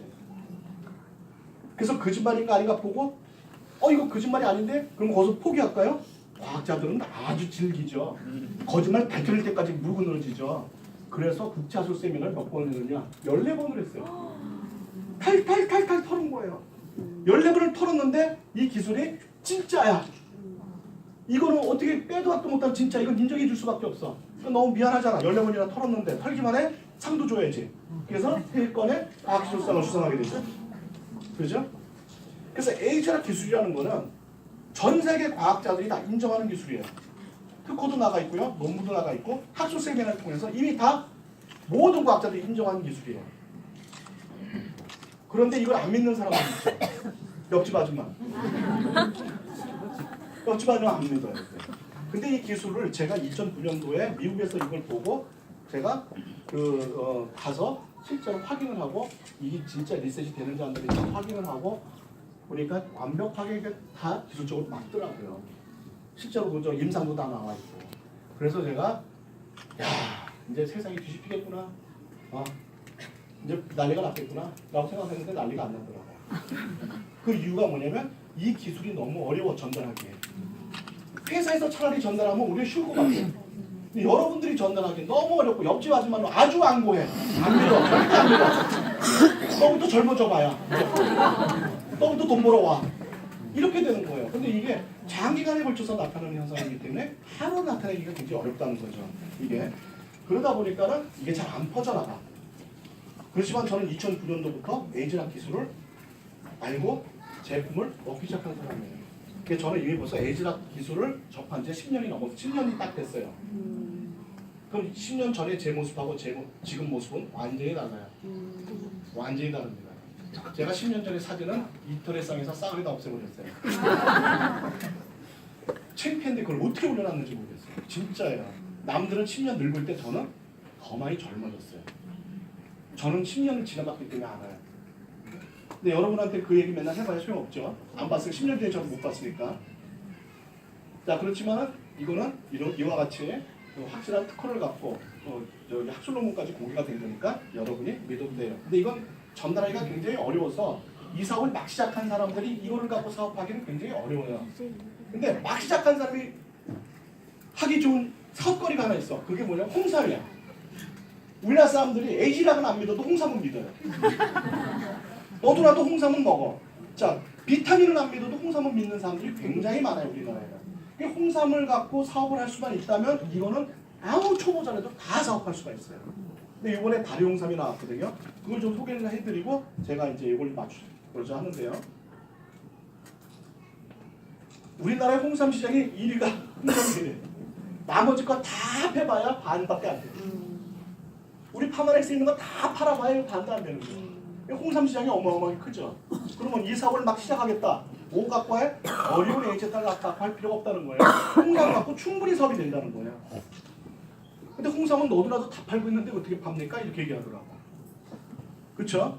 홍삼 다 팔고 있는데 우리가 어떻게 팔아요? 이렇게 얘기하더라고요. 그러면 뉴스케나 한국 들어올 때 한국엔 화장품이 없었나요? 파마렉스 들어올 때 한국에는 건강보조식품 없었어요? 있었죠? 근데 품질이 다르니까 많이 팔린 거겠죠? 자 그럼 뭐가 다르냐는 거지. 또 홍삼이라고 다 같은 홍삼이 아니다라는 거예요. 인삼은 왜 이렇게 닦는 거나? 수삼하고 백삼하고 홍삼이 있는데 이 수삼을 말린 게 백삼이고요. 저 수삼을 증기를 쪄서 만든 게 홍삼이에요. 근데 이 증수 과정에 뭐가 생기냐면 진제로사이드라는 새로운 물질이 생기는데 이 진제로사이드가 사람한테 그렇게 좋은 거예요.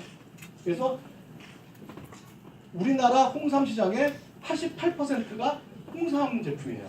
그러니까 여러분 홍삼만 알고 있으면 되는 거예요.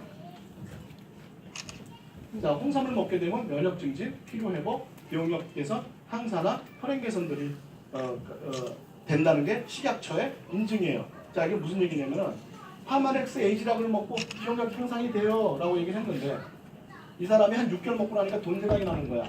그래서 기억력 향상 안 되는데 이 사람이 된다 그래서 나 먹었어요. 이거 물어주세요. 그럼 어떻게 해야 돼? 그거 물어줘야 돼. 그거 물어줘야 돼요. 그런데 홍삼을 딱 주고 기억력이 좋아지니까 드세요. 근데 홍삼 먹었는데 6개월 먹었는데 돈 생각이 나서 나 기억력 안 좋아져서 물어내. 그거 안 물어줘도 돼. 왜? 식약처에서 인정해 준 거니까. 이건 마음 놓고 팔아도 되는 거죠. 그죠? 그러니까 이게 굉장히 쉽다는 거예요, 사업이. 아, 나 피곤해 죽겠어. 뭐 먹으면 돼? 홍삼. 아, 나 기억력이 떨어졌는데 뭐 먹으면 돼? 홍삼. 나 심혈관계 개선해야 되는데 뭐 먹으면 돼? 홍삼. 얼마나 쉬워 이게. 그래서 초보자들은 이거 갖고 사업이 되는 거예요. 굉장히 쉬워요. 우리나라에 또 이 홍삼 시장이 크고. 자, 그런데 홍삼이라는 게 얼마나 많은 그 효능을 갖고 있는지 보시자고요. 신부전증에도 홍삼이 효과가 있다는 연구 결과가 나왔습니다. 우리 홍삼이 면역력을 높인다는 것은 어느 정도 알려진 사실인데요. 최근 에이즈와 헤르페스 바이러스를 억제하는 효과가 있다는 연구 결과가 나왔습니다. 그런데 국내 연구진이 홍삼을 먹으면 폐렴을 예방할 수 있다는 사실을 처음 밝혀냈습니다. 합병증에 생길 수 있는 독감이 급증하면서 독감 주의보가 발령됐습니다. 이런 독감 예방에 홍삼이 효과적이라는 연구 결과가 나왔습니다. 최근 국내 연구진이 이런 미세먼지로 인한 염증에 항염증 약물보다 홍삼이 더 효과가 있다는 연구 결과를 발표했습니다. 눈물이 적게 나오거나 쉽게 말라서 염증이 생기는 안구 건조증 환자가 홍삼을 먹으면 효과가 있다는 연구 결과가 진행 환자가 홍삼을 지식해서 먹으면 기억력 개선 효과를 볼수 있다는 연구 결과가 나왔습니다. 인삼을 증기에 쪄서 만드는 홍삼이 몸에 좋다는 것은 널리 알려져 있는데요. 이번에 노화와 질병의 원인인 활성산소를 없애는 항산화 효과도 동시 검증이 됐습니다. 여성들에게 폐경이 오면 얼굴이 화끈거리거나 잠을 못 자기 때문에 많은 불편을 겪게 됩니다. 그런데 홍삼이 이런 폐경 증상을 완화시킬 수 있다는 연구 결과가 나왔습니다. 홍삼은 건강 보조식품으로 알려져 있는데요. 국내 연구진이 이 홍삼에서 세계 사망률 1위 암인 폐암을 예방 치료할 수 있는 성공 성분을 발견했습니다. 국내 연구진이 홍삼 추출물이 일부가 염증 반응을 억제한다는 사실을 밝혔습니다. 기존의 염증성 질환의 치료제로 사용되던 스테로이드성 약물과 달리 홍삼을 섭취하면 부작용이 발생하지 않아 치료제 개발에 필요할 것으로 기대되는데요. 우리 홍삼의 다양한 효능이 속속 밝혀지고 있습니다. 홍삼이 위염이나 위궤양, 나아가 위암과 밀접한 관련이 있는 것으로 지목되고 있는 헬리코박터 파이로리균을 억제한다는 연구 결과가 나왔습니다.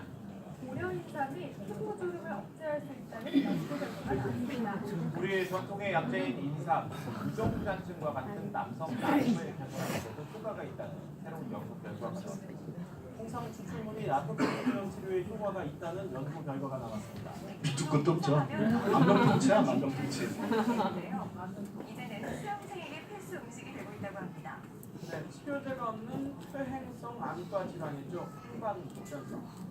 우리 홍삼이 효과가 있다는 해외 연구 결과가. 대체 정체가 무엇일까?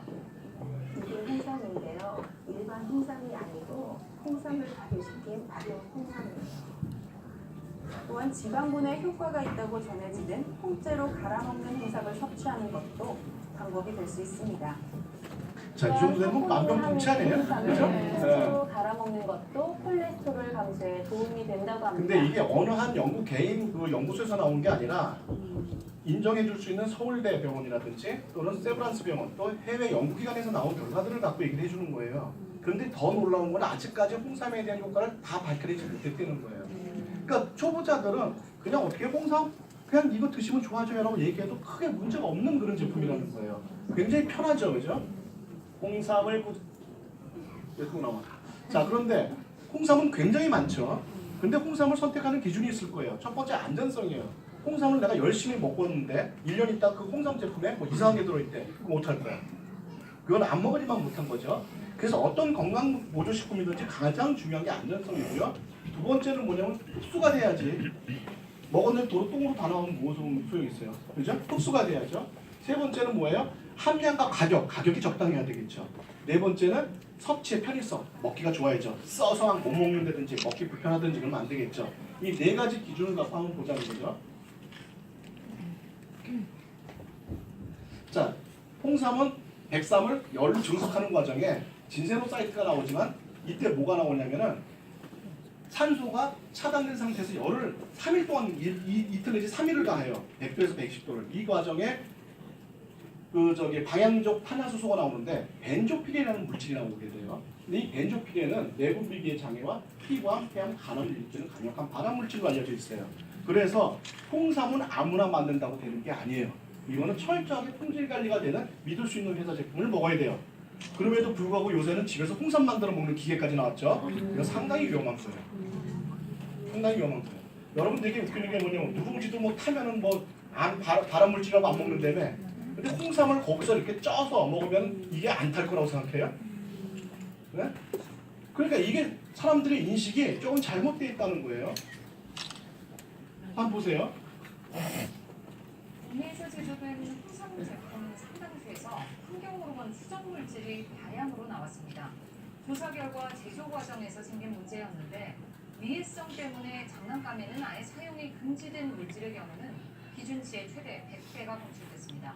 먼저 안다영 기자의 보도입니다.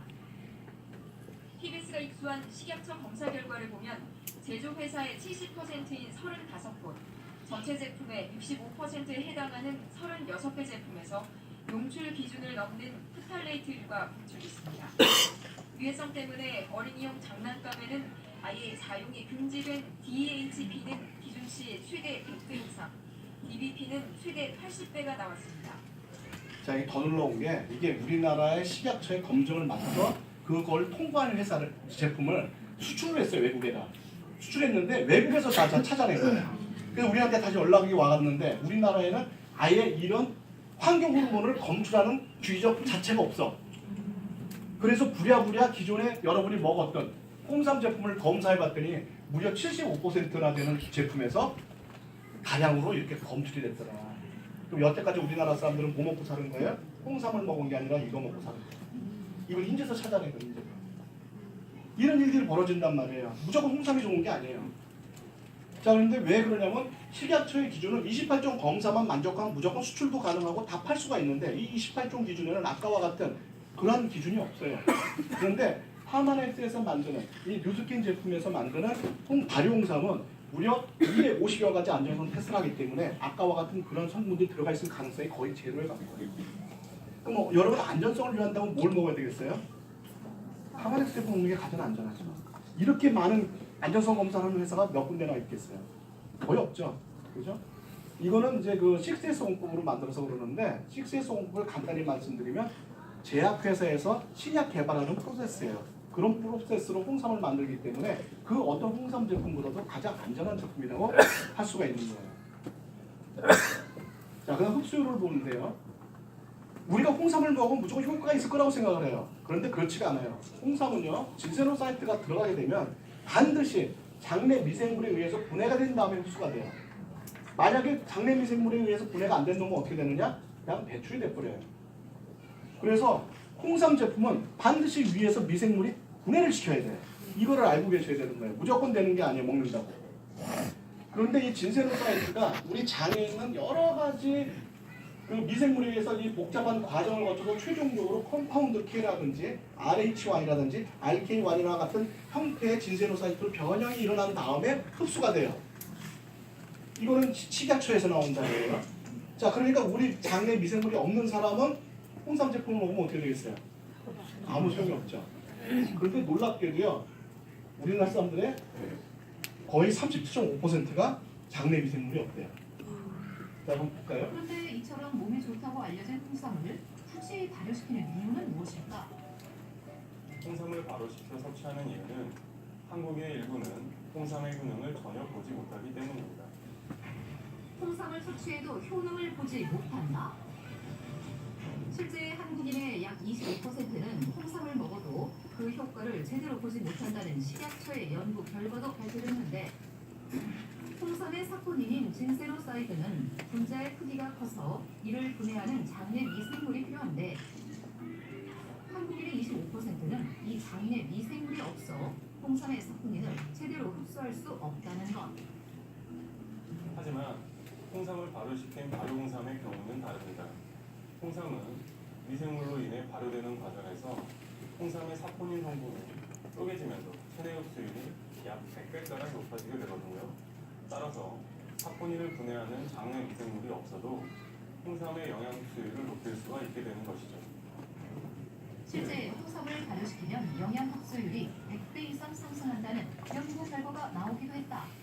그럼 홍삼은 발효시킨 걸 먹어야 될까요? 일반 홍삼을 먹어야 될까요? 발효시킨 걸 먹어야 되죠. 우리나라에 발효 홍삼을 만드는 데가 어디가 있을까요?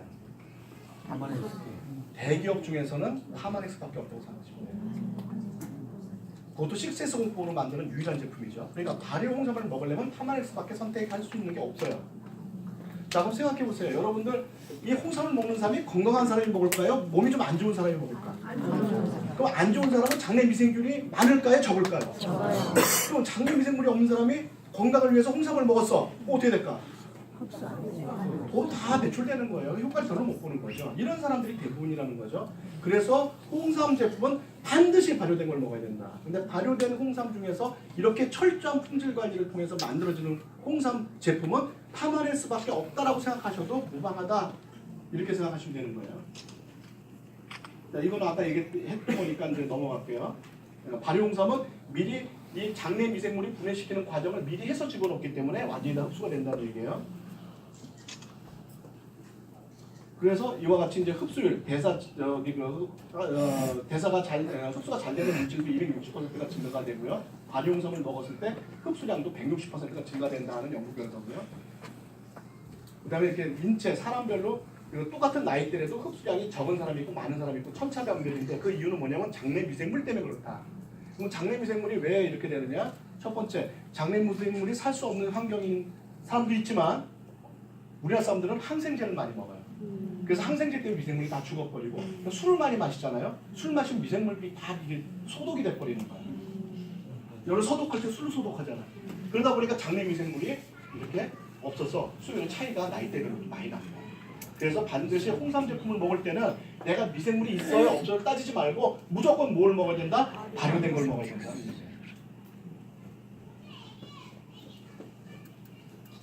자, 함량과 가격인데요. 진세로 사이트는 RB1, RG1, RG3 세 개 합계로 한다는 게 버그되어 있어요. 그래서 이 세 개 합계로 해서 이제 따지는데 하루 권장 섭취량은 최소 3ml에서 최대 80ml까지라고 먹으라고 식약처에서 돼 있어요. 그러면 3ml 이하로 먹으면 어떻게 될까요? 효과가 없다는 얘기예요. 무조건 최소 3ml를 먹으라는 얘기예요. 3mg을. 그런데 어린아이들 같은 경우에는 3mg 갖고 되는데 어른은 좀 다들 어디가 좀 아프죠. 그러니까 3ml 갖고 좀 부족하죠. 그래서 보통 한 9ml에서 10ml 정도 먹어야 건강을 더 좋게 개선할 수 있어요. 그러니까 여러분들이 일반적으로 홍삼 제품은 진세로 사이트 기준으로 하루 9에서 10ml, 어른은 아이들은 약 2.4ml에서 3ml 정도를 먹는 게 좋다라고 알고 계시면 되는 거예요. 그런데 파마넥스에서 나오는 슈퍼 홍삼 키즈에는 한 포에 3mg 들어가 있고요. 어른 거는 한 포에 9mg 들어가 있기 때문에 하루에 한 포 먹으면 깔끔하죠. 그죠? 그런데 어린이들 같은 경우 보니까요. 어린이들 그 홍삼 제품 많이 먹잖아요. 애들 건강하라고 줬는데 홍삼 제품을 보니까 이 여기 들어가 있는 그 지세로 사이트 함량이 0.03mg이에요. 한 포에. 그러니까 얘가 2.4mg을 먹으려고 그러면은 하루에 100포를 먹어야 되는 거예요. 그러니까 이건 홍삼 제품이 아니라 홍삼 실습물로 만든 거죠. 그렇죠? 그러니까 이걸 정확히 표현하자면 어떤 거냐면 여러분 아이들한테 환타 잘 안 주죠? 이거는 홍삼 맛 환타라고 보시면 돼요. 그러니까 이런 거 지금 나와 있는 아이들 중에서 홍삼 제품이 제대로 게 없어. 왜 그러냐면 홍삼을 제대로 집어넣을 경우에 써서 못 먹어요, 아이들이. 그런데 파마렉스에서 만드는 제품은 쓴맛을 없애는 특허가 나가 있기 때문에 아이들도 맛있게 먹을 수가 있어요. 그래서 3mg을 넣어도 상관이 없다는 거예요. 자, 그러면은 어른들의 경우에 가격을 보면은 제가 이거 그 방송에 나온 걸 제가 캡처를 했어요. 어디냐면은 보여요? 네. 일부러 조금 보이게 했는데 보이는구나. 홍삼 활력 시리즈 18년 역사상 가장 많은 홍삼 농축에 계약도 이렇게 나오고 세일해갖고 33만 8천원짜리 30만 4천원에 세일하는 걸 제가 딱 캡처했어요. 자, 그럼 여기 홍삼이 성분이 얼마큼 들어있느냐 요걸 봐야 되거든요. 이걸 딱 보면 어떻게 써있냐면 이렇게 써있어요. 홍삼 농축에 육연근 고형물 60%. 진세너 사이트고 세 개 함께로 한다고 했죠. 요게 5.5mg이에요. 그리고 2.75%. 그러니까 우리가 딱 눈에 보이는 건 뭐예요? 5.5mg이죠. 아, 3mg 이상이네. 좋네. 30만 원 주고 사죠. 근데 그렇게 계산하는 게 아니에요. 자, 이거 정확히 계산해 드릴게요. 어떻게 계산하느냐? 고용분이 60%라고 했죠. 나머지 물이란 뜻이에요. 그러면 여기는 5.5mg 곱하기 0.6을 해야 돼. 그러면 3.3mg만큼의 홍삼 제품이 들어가 있다는 얘기예요. 근데 이게 얼마큼 들어가 있어? 2.75% 들어가 있죠. 그러니까 다시 2.75 곱해야죠. 그러면 어떻게 돼요? 하루에 이제 하루에 먹는 양이니까는 여기가 뭐 용량이 40mg을 먹는데요. 40 곱하면은 한 포에 먹는 게 3.63mg 먹는 거예요. 자, 그러면 아까 파마넥스는 9mg였죠. 그리고 한 달분이 142,000원이었죠. 이거는 만약 9mg을 먹으려면 하루에 3포 먹어야 되죠. 그러면 10일 만에 끝나죠. 그런데 가격은 30만 원이에요. 이렇게 가격 따지는 거예요. 그러니까 여러분들이 이거 가격 따지니까 이게 산수 잘해야 돼, 산수. 무지하게 비싼 거예요, 이게. 그래서 142,000원에 9mg 들어가 있는 파마넥스가 최고야, 최고. 가격 대비 성능이 최고예요. 거기다 발효까지 시켰잖아요. 거기다 식세서 공법으로 260여 가지 검사까지 다 해갖고 나오잖아요. 뭘 더 바래? 그죠? 자, 이건 100% 고래섬을 이용해서 6년분을 이용해서 한 포에 9mg이니까 한 포에 쫙 먹으면 끝나요. 네. 흡수율이 굉장히 우수한 발효용상으로 만들어져 있죠.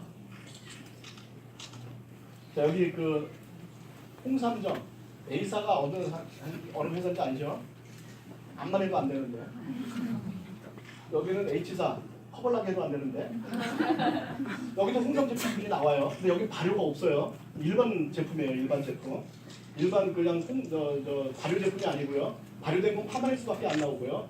사용된 원료의 진세로 사이트가 이건 7.5mg이고 이건 4.2mg이기 때문에 원료 자체가 벌써 퀄리티가 틀려요. 근데 뭐 퀄리티가 좀 떨어지더라도 한 번 일회 섭취량에 들어가 있는 게 이건 1.4mg, 이건 1.26mg, 이건 1.5mg 들어가 있어요. 그래서 9mg이 아니라 식약처에서 인정한 3mg을 먹으려면 이건 하루에 3번 먹어야 돼요. 3번. 그래서 써 있어. 하루에 3번 물에 타서. 하루 3번 물에 타서 어떻게 먹어? 약도 안 먹는데. 귀찮죠? 하루 3포 흡입. 한 번 먹으면 될 거면 3번씩이나 먹어. 그죠? 이거는 하루에 2회 물과 함께 먹는데 한 번에 8알을 먹어요. 끔찍하죠? 근데 가격은 어때? 142,000원, 173,000원, 241,000원, 152,000원. 게임이 안 되죠? 이거는 이제 제2사 건. 이것도 발효가 없어요. 발효가 없고요. 사용하는 원료 자체도 많이 또 떨어져요. 5.5mg짜리, 1mg짜리, 5mg짜리 사용을 하고요. 그 다음에 하루 섭취량 기준으로 이게 거의 비슷해요. 요 제2사 에브리 타임이 조금 비슷해요. 이게. 근데 여기는 이런 기타 부위가 전혀 안 들어있어요. 오로지 홍삼만 들어있어요. 여기는 대추, 구기자, 생강 같은 게 다 들어가 있고 여기 식세서 프로세스를 만들고 여기는 건강보조식품 제조법으로 만들고 이런 차이가 있죠. 나머지 거는 뭐 값이 워낙 터무니없이 비싸니까. 네. 자, 섭취의 편의성. 한국식품영양학회에서 섭취하기 가장 좋은 형태는 양갱 형태다 딱 나와 있어요. 검사해보니까 양갱 형태가 가장 좋더라. 그럼 양갱 형태로 만들어지는 홍삼 제품 뭐가 있느냐? 파마넥스 거밖에 없어요. 나머지 양갱 제품 나와 있는 건 그냥 그 홍삼 맛 그냥 양갱이야. 9mg 들어있는 게 아니에요.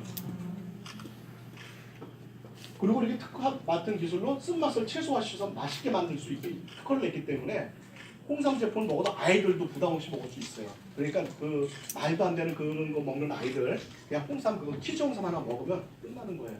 맛있게 먹을 수 있어요.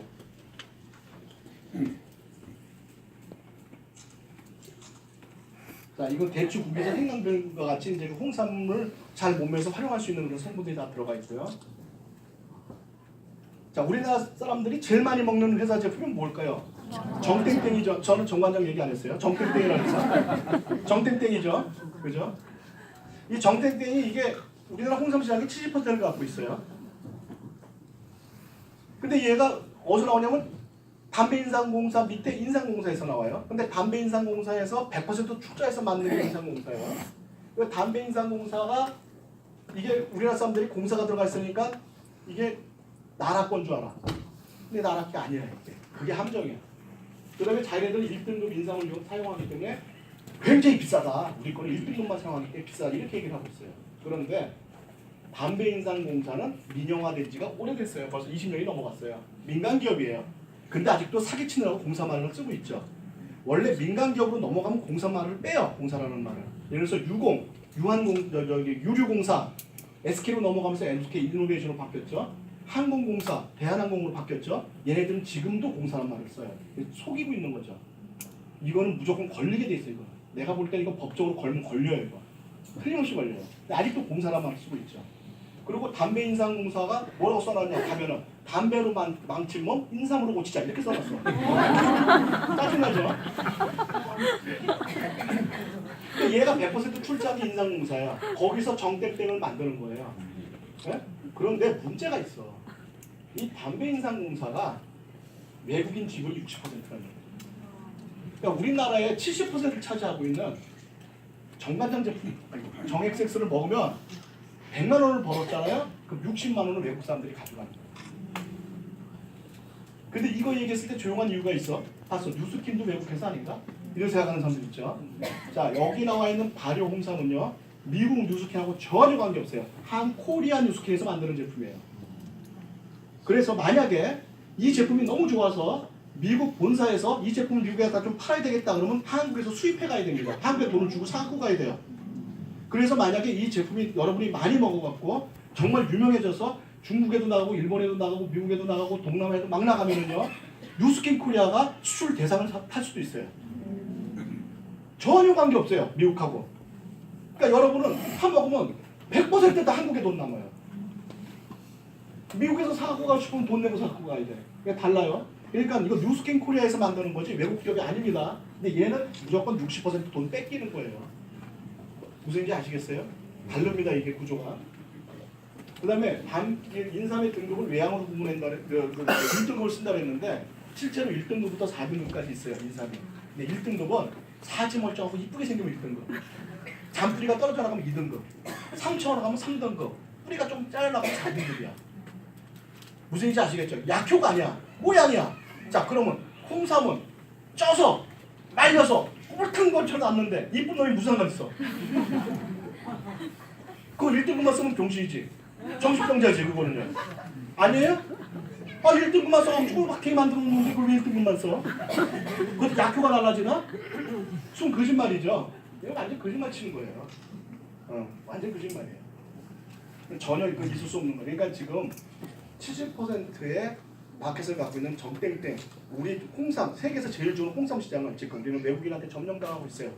이 주권을 찾아오기 위해서 여러분 파메렉스 발효 홍삼을 통해서 주권을 찾아와야 됩니다. 홍삼 주권을 찾아와야죠. 아닙니까? 자, 그런데 홍삼 사업을 하는 거랑 뉴스킨 사업하는 거는 홍삼만 갖고 비교해 드릴게요. 자, 홍삼 창업을 하려고 그러면 청관장에 2억 3천만 원을 들여갖고 월 1,300만 원을 번다고 얘기를 하면서 창업을 권장을 하고 있어요. 자, 이게 진짜가 보자고요. 딱 보니까 숨은 게 있더라고. 제가 조사를 해보니까 뭐가 숨겨져 있냐, 여기에 이게 숨겨져 있어요. 물품 보증비 6천만 원 내야 돼요. 그 다음에 가맹비 1,000만 원이 있어요. 7천만 원. 그러니까는 3억 원이 있어야 가맹점을 낼 수가 있어요. 그러니까 아시겠죠? 그 다음에 서울 평균 매출이 8천만 원이라고 그랬는데 최근에 보니까 서울 평균 매출이 7,100만 원이에요. 재료비가 73%, 한 5,200만 원이 제품 사오는데 써요. 그럼 얼마 남아요? 1,900만 원 남죠. 임대료가 여기 서울에 1층에 18평인데 500만 원짜리도 없더라고요. 1,000만 원이 넘어가는 것도 많고 웬만한 데는 900만 원, 700만 원 막 이래요. 500만 원짜리 저 변들이 어디 가면 있을까 말까 하는 건데 제일 싼 걸로 잡으니까 500만 원이야. 그러니까 500만 원만 잡자고요. 그럼 이 매출이 안 나오겠죠. 다 잡아주자고 어쨌든. 7,100만 원에 임대료 500만 원. 그럼 1,900만 원에서 1,400만 원 남았어요. 임대료 내야 되니까. 거기다가 카드 깡 하잖아요. 카드 긁잖아. 요새 누가 현금 내요? 카드를 반만 긁었다고 합시다. 7,100만 원에 3,500만 원만 긁었다고 합시다. 3,500만 원 이상 긁겠지. 근데 그거만 아주 잘 봐주자고 3,500만 원만 긁었어. 그럼 카드 수수료가 100만 원이 나가요. 그럼 1,300만 원 남았죠. 인건비 나가야지. 요새 최소 임금도 올라갔잖아요. 두 사람만 써도 18평이니까 두 사람만 써도 500만 원이 나가요. 얼마 남았어요? 800만 원 남았잖아요. 점점 이제 적어지는 거예요. 택도 없어 적어갖고요, 그죠? 근데 뭐가 또 나가야 되냐? 홍보비가 있대. 사탕도 줘야 되고 뭐 찌라시도 줘야 되고 이렇게 한 달에 100만 원 나간대요. 그럼 700만 원 남았죠. 전기값, 물값은 안 내나? 인터넷, 전기값, 물값 내야죠. 이게 한 100만 원 나간대요. 얼마 남았어요? 600만 원 남았죠. 그래도 600이라도 남았네. 근데 결정적으로 안 따진 게 있어요. 부가세 안 냈어. 3,500만 원 카드 긁은 것만 해도 350만 원을 부가세로 내야 돼. 그럼 350만 원 또 빼야죠. 얼마 남아? 네, 250만 원 남아. 3억을 들여서 아무리 후하게 받아줘도 한 달에 250만 원밖에 못 받아요. 그것도 이 매출 떨어지면 어떻게 돼요? 매출 떨어지면 바로 마이너스 되는 거예요. 여기서 한 달에 500만 원 받았다. 마이너스 250만 원 마이너스야. 자, 그럼 250만 원을 3억을 들여서 이렇게 잘 해갖고 진짜 이대로 돼갖고 250만 원을 벌 수가 있는데 이 파마스 홍삼 제품을 판다. 그럼 여러분들이 돈도 안 들이고 말로만 주변에 정관장 이런 거 파는 사람한테 먹는 사람한테 다 이거 발효된 건 정관장은 발효가 안 나와요. 발효된 거 그다음에 우리나라 거 드셔야 돼요. 이거 사면 저보다 여기 돈 나갑니다. 이것만 얘기해서 주변에 내가 저거를 한 50세트 정도를 이렇게 먹을 수 있도록 이렇게 좀 했다. 그럼 250만 원 나와요. 그럼 250만 원 나와요. 그럼 50세트가 되게 많은 것 같잖아요. 노인정 가봐. 30세트 그냥 나가요. 노인정 2개만 뚫으면 돼. 요새 노인이 점점 많아지잖아. 70살은 원래 노인도 아니에요 요새는. 그렇죠? 그러니까 노인정 한 서너 군데만 내가 잘 하면은 250만 원보다 훨씬 더 많이 벌 수 있다는 거예요. 근데 뭐하러 이거 하고 앉았냐고. 얼마나 이게 지금 사업적으로 대단한 건지 아시겠죠? 홍삼 제품이. 자, 홍삼 섭취 주의사항인데요. 열감 느끼는 사람이 이런 사람은 뭐 고혈압은 먹지 말라 그러죠. 실제 그런가 보자고요. 어렸을 때 인삼을 좀 많이 먹었었는데 그거에 영향으로 좀 제가 열이 든 건지 이거 확인하고 싶어서 참여하게 됐습니다. 평상시에 열이 많고 땀이 좀 많은 편인데 그 인삼을 먹으면 아무래도 좀 안 좋을 것 같아서 검사해보고 싶어서 왔습니다. 적외선 체외검사를 통해 두 사람이 평상시 체외검 치료를 체크한 하루 섭취량 인삼 한 뿌리의 농축액을 섭취하기에 과연 이들의 몸에서 어떤 변화가 일어날까? 상온 25도로 실내 온도를 유지하면서 반응을 기다리던 중 30분이 지났다. 갑자기 안절부절 못한 이동욱 씨.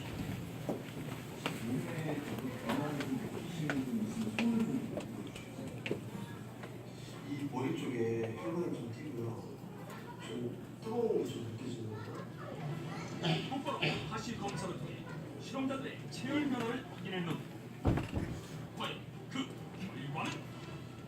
인삼 섭취 전과 후에 체열 분포 화면을 비교해 보시면 가장 높은 체온은 변화가 없었지만 기존의 체열이 낮게 나왔던 가슴 부위의 온도가 조금 올라간 것을 확인할 수가 있습니다. 하지만 인삼 섭취 후 분명한 열감을 호소했던 실험자. 대체 어떻게 된 일일까?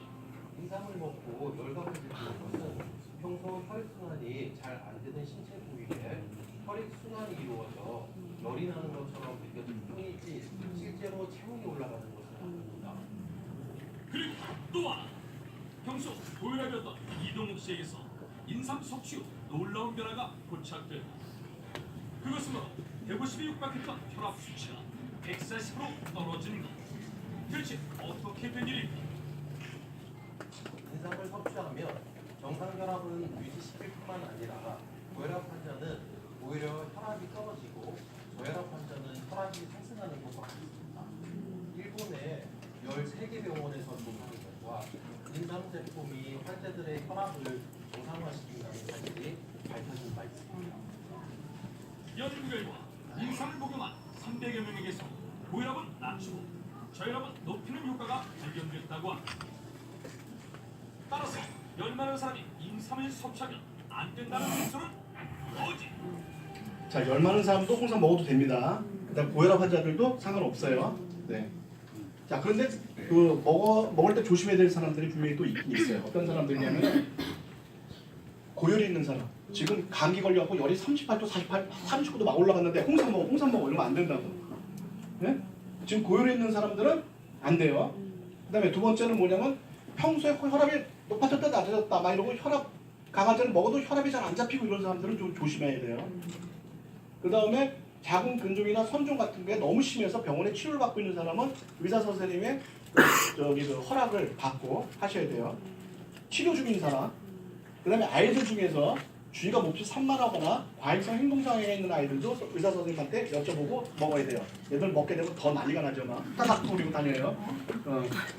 자, 이와 같이 이제 4차 산업혁명이 오면 많은 사람이 직업을 잃게 될 거예요. 그리고 이 네트워크 마케팅으로 많은 사람이 유입될 수밖에 없어요. 그때를 여러분들이 준비를 하고 있다면 처음에 막 들어온 사람들도 홍삼과 같은 아주 간단하고 간편한 하나의 제품만 갖고 사업을 시작할 수가 있고요. 거기서 이제 우리가 또 에이즈락 같은 제품들을 통해서 상대방의 건강과 젊음과 아름다움을 주면서 많은 돈을 벌 수 있는 기회가 바로 뉴스킨에 있는 겁니다. 그래서 오늘 저 사업의 기회와 에이즈락 그리고 홍삼 제품 여러분의 소개를 드리면서 100세 시대 건강하고 아름다운 부자가 되길 바라면서 강의 마치도록 하겠습니다.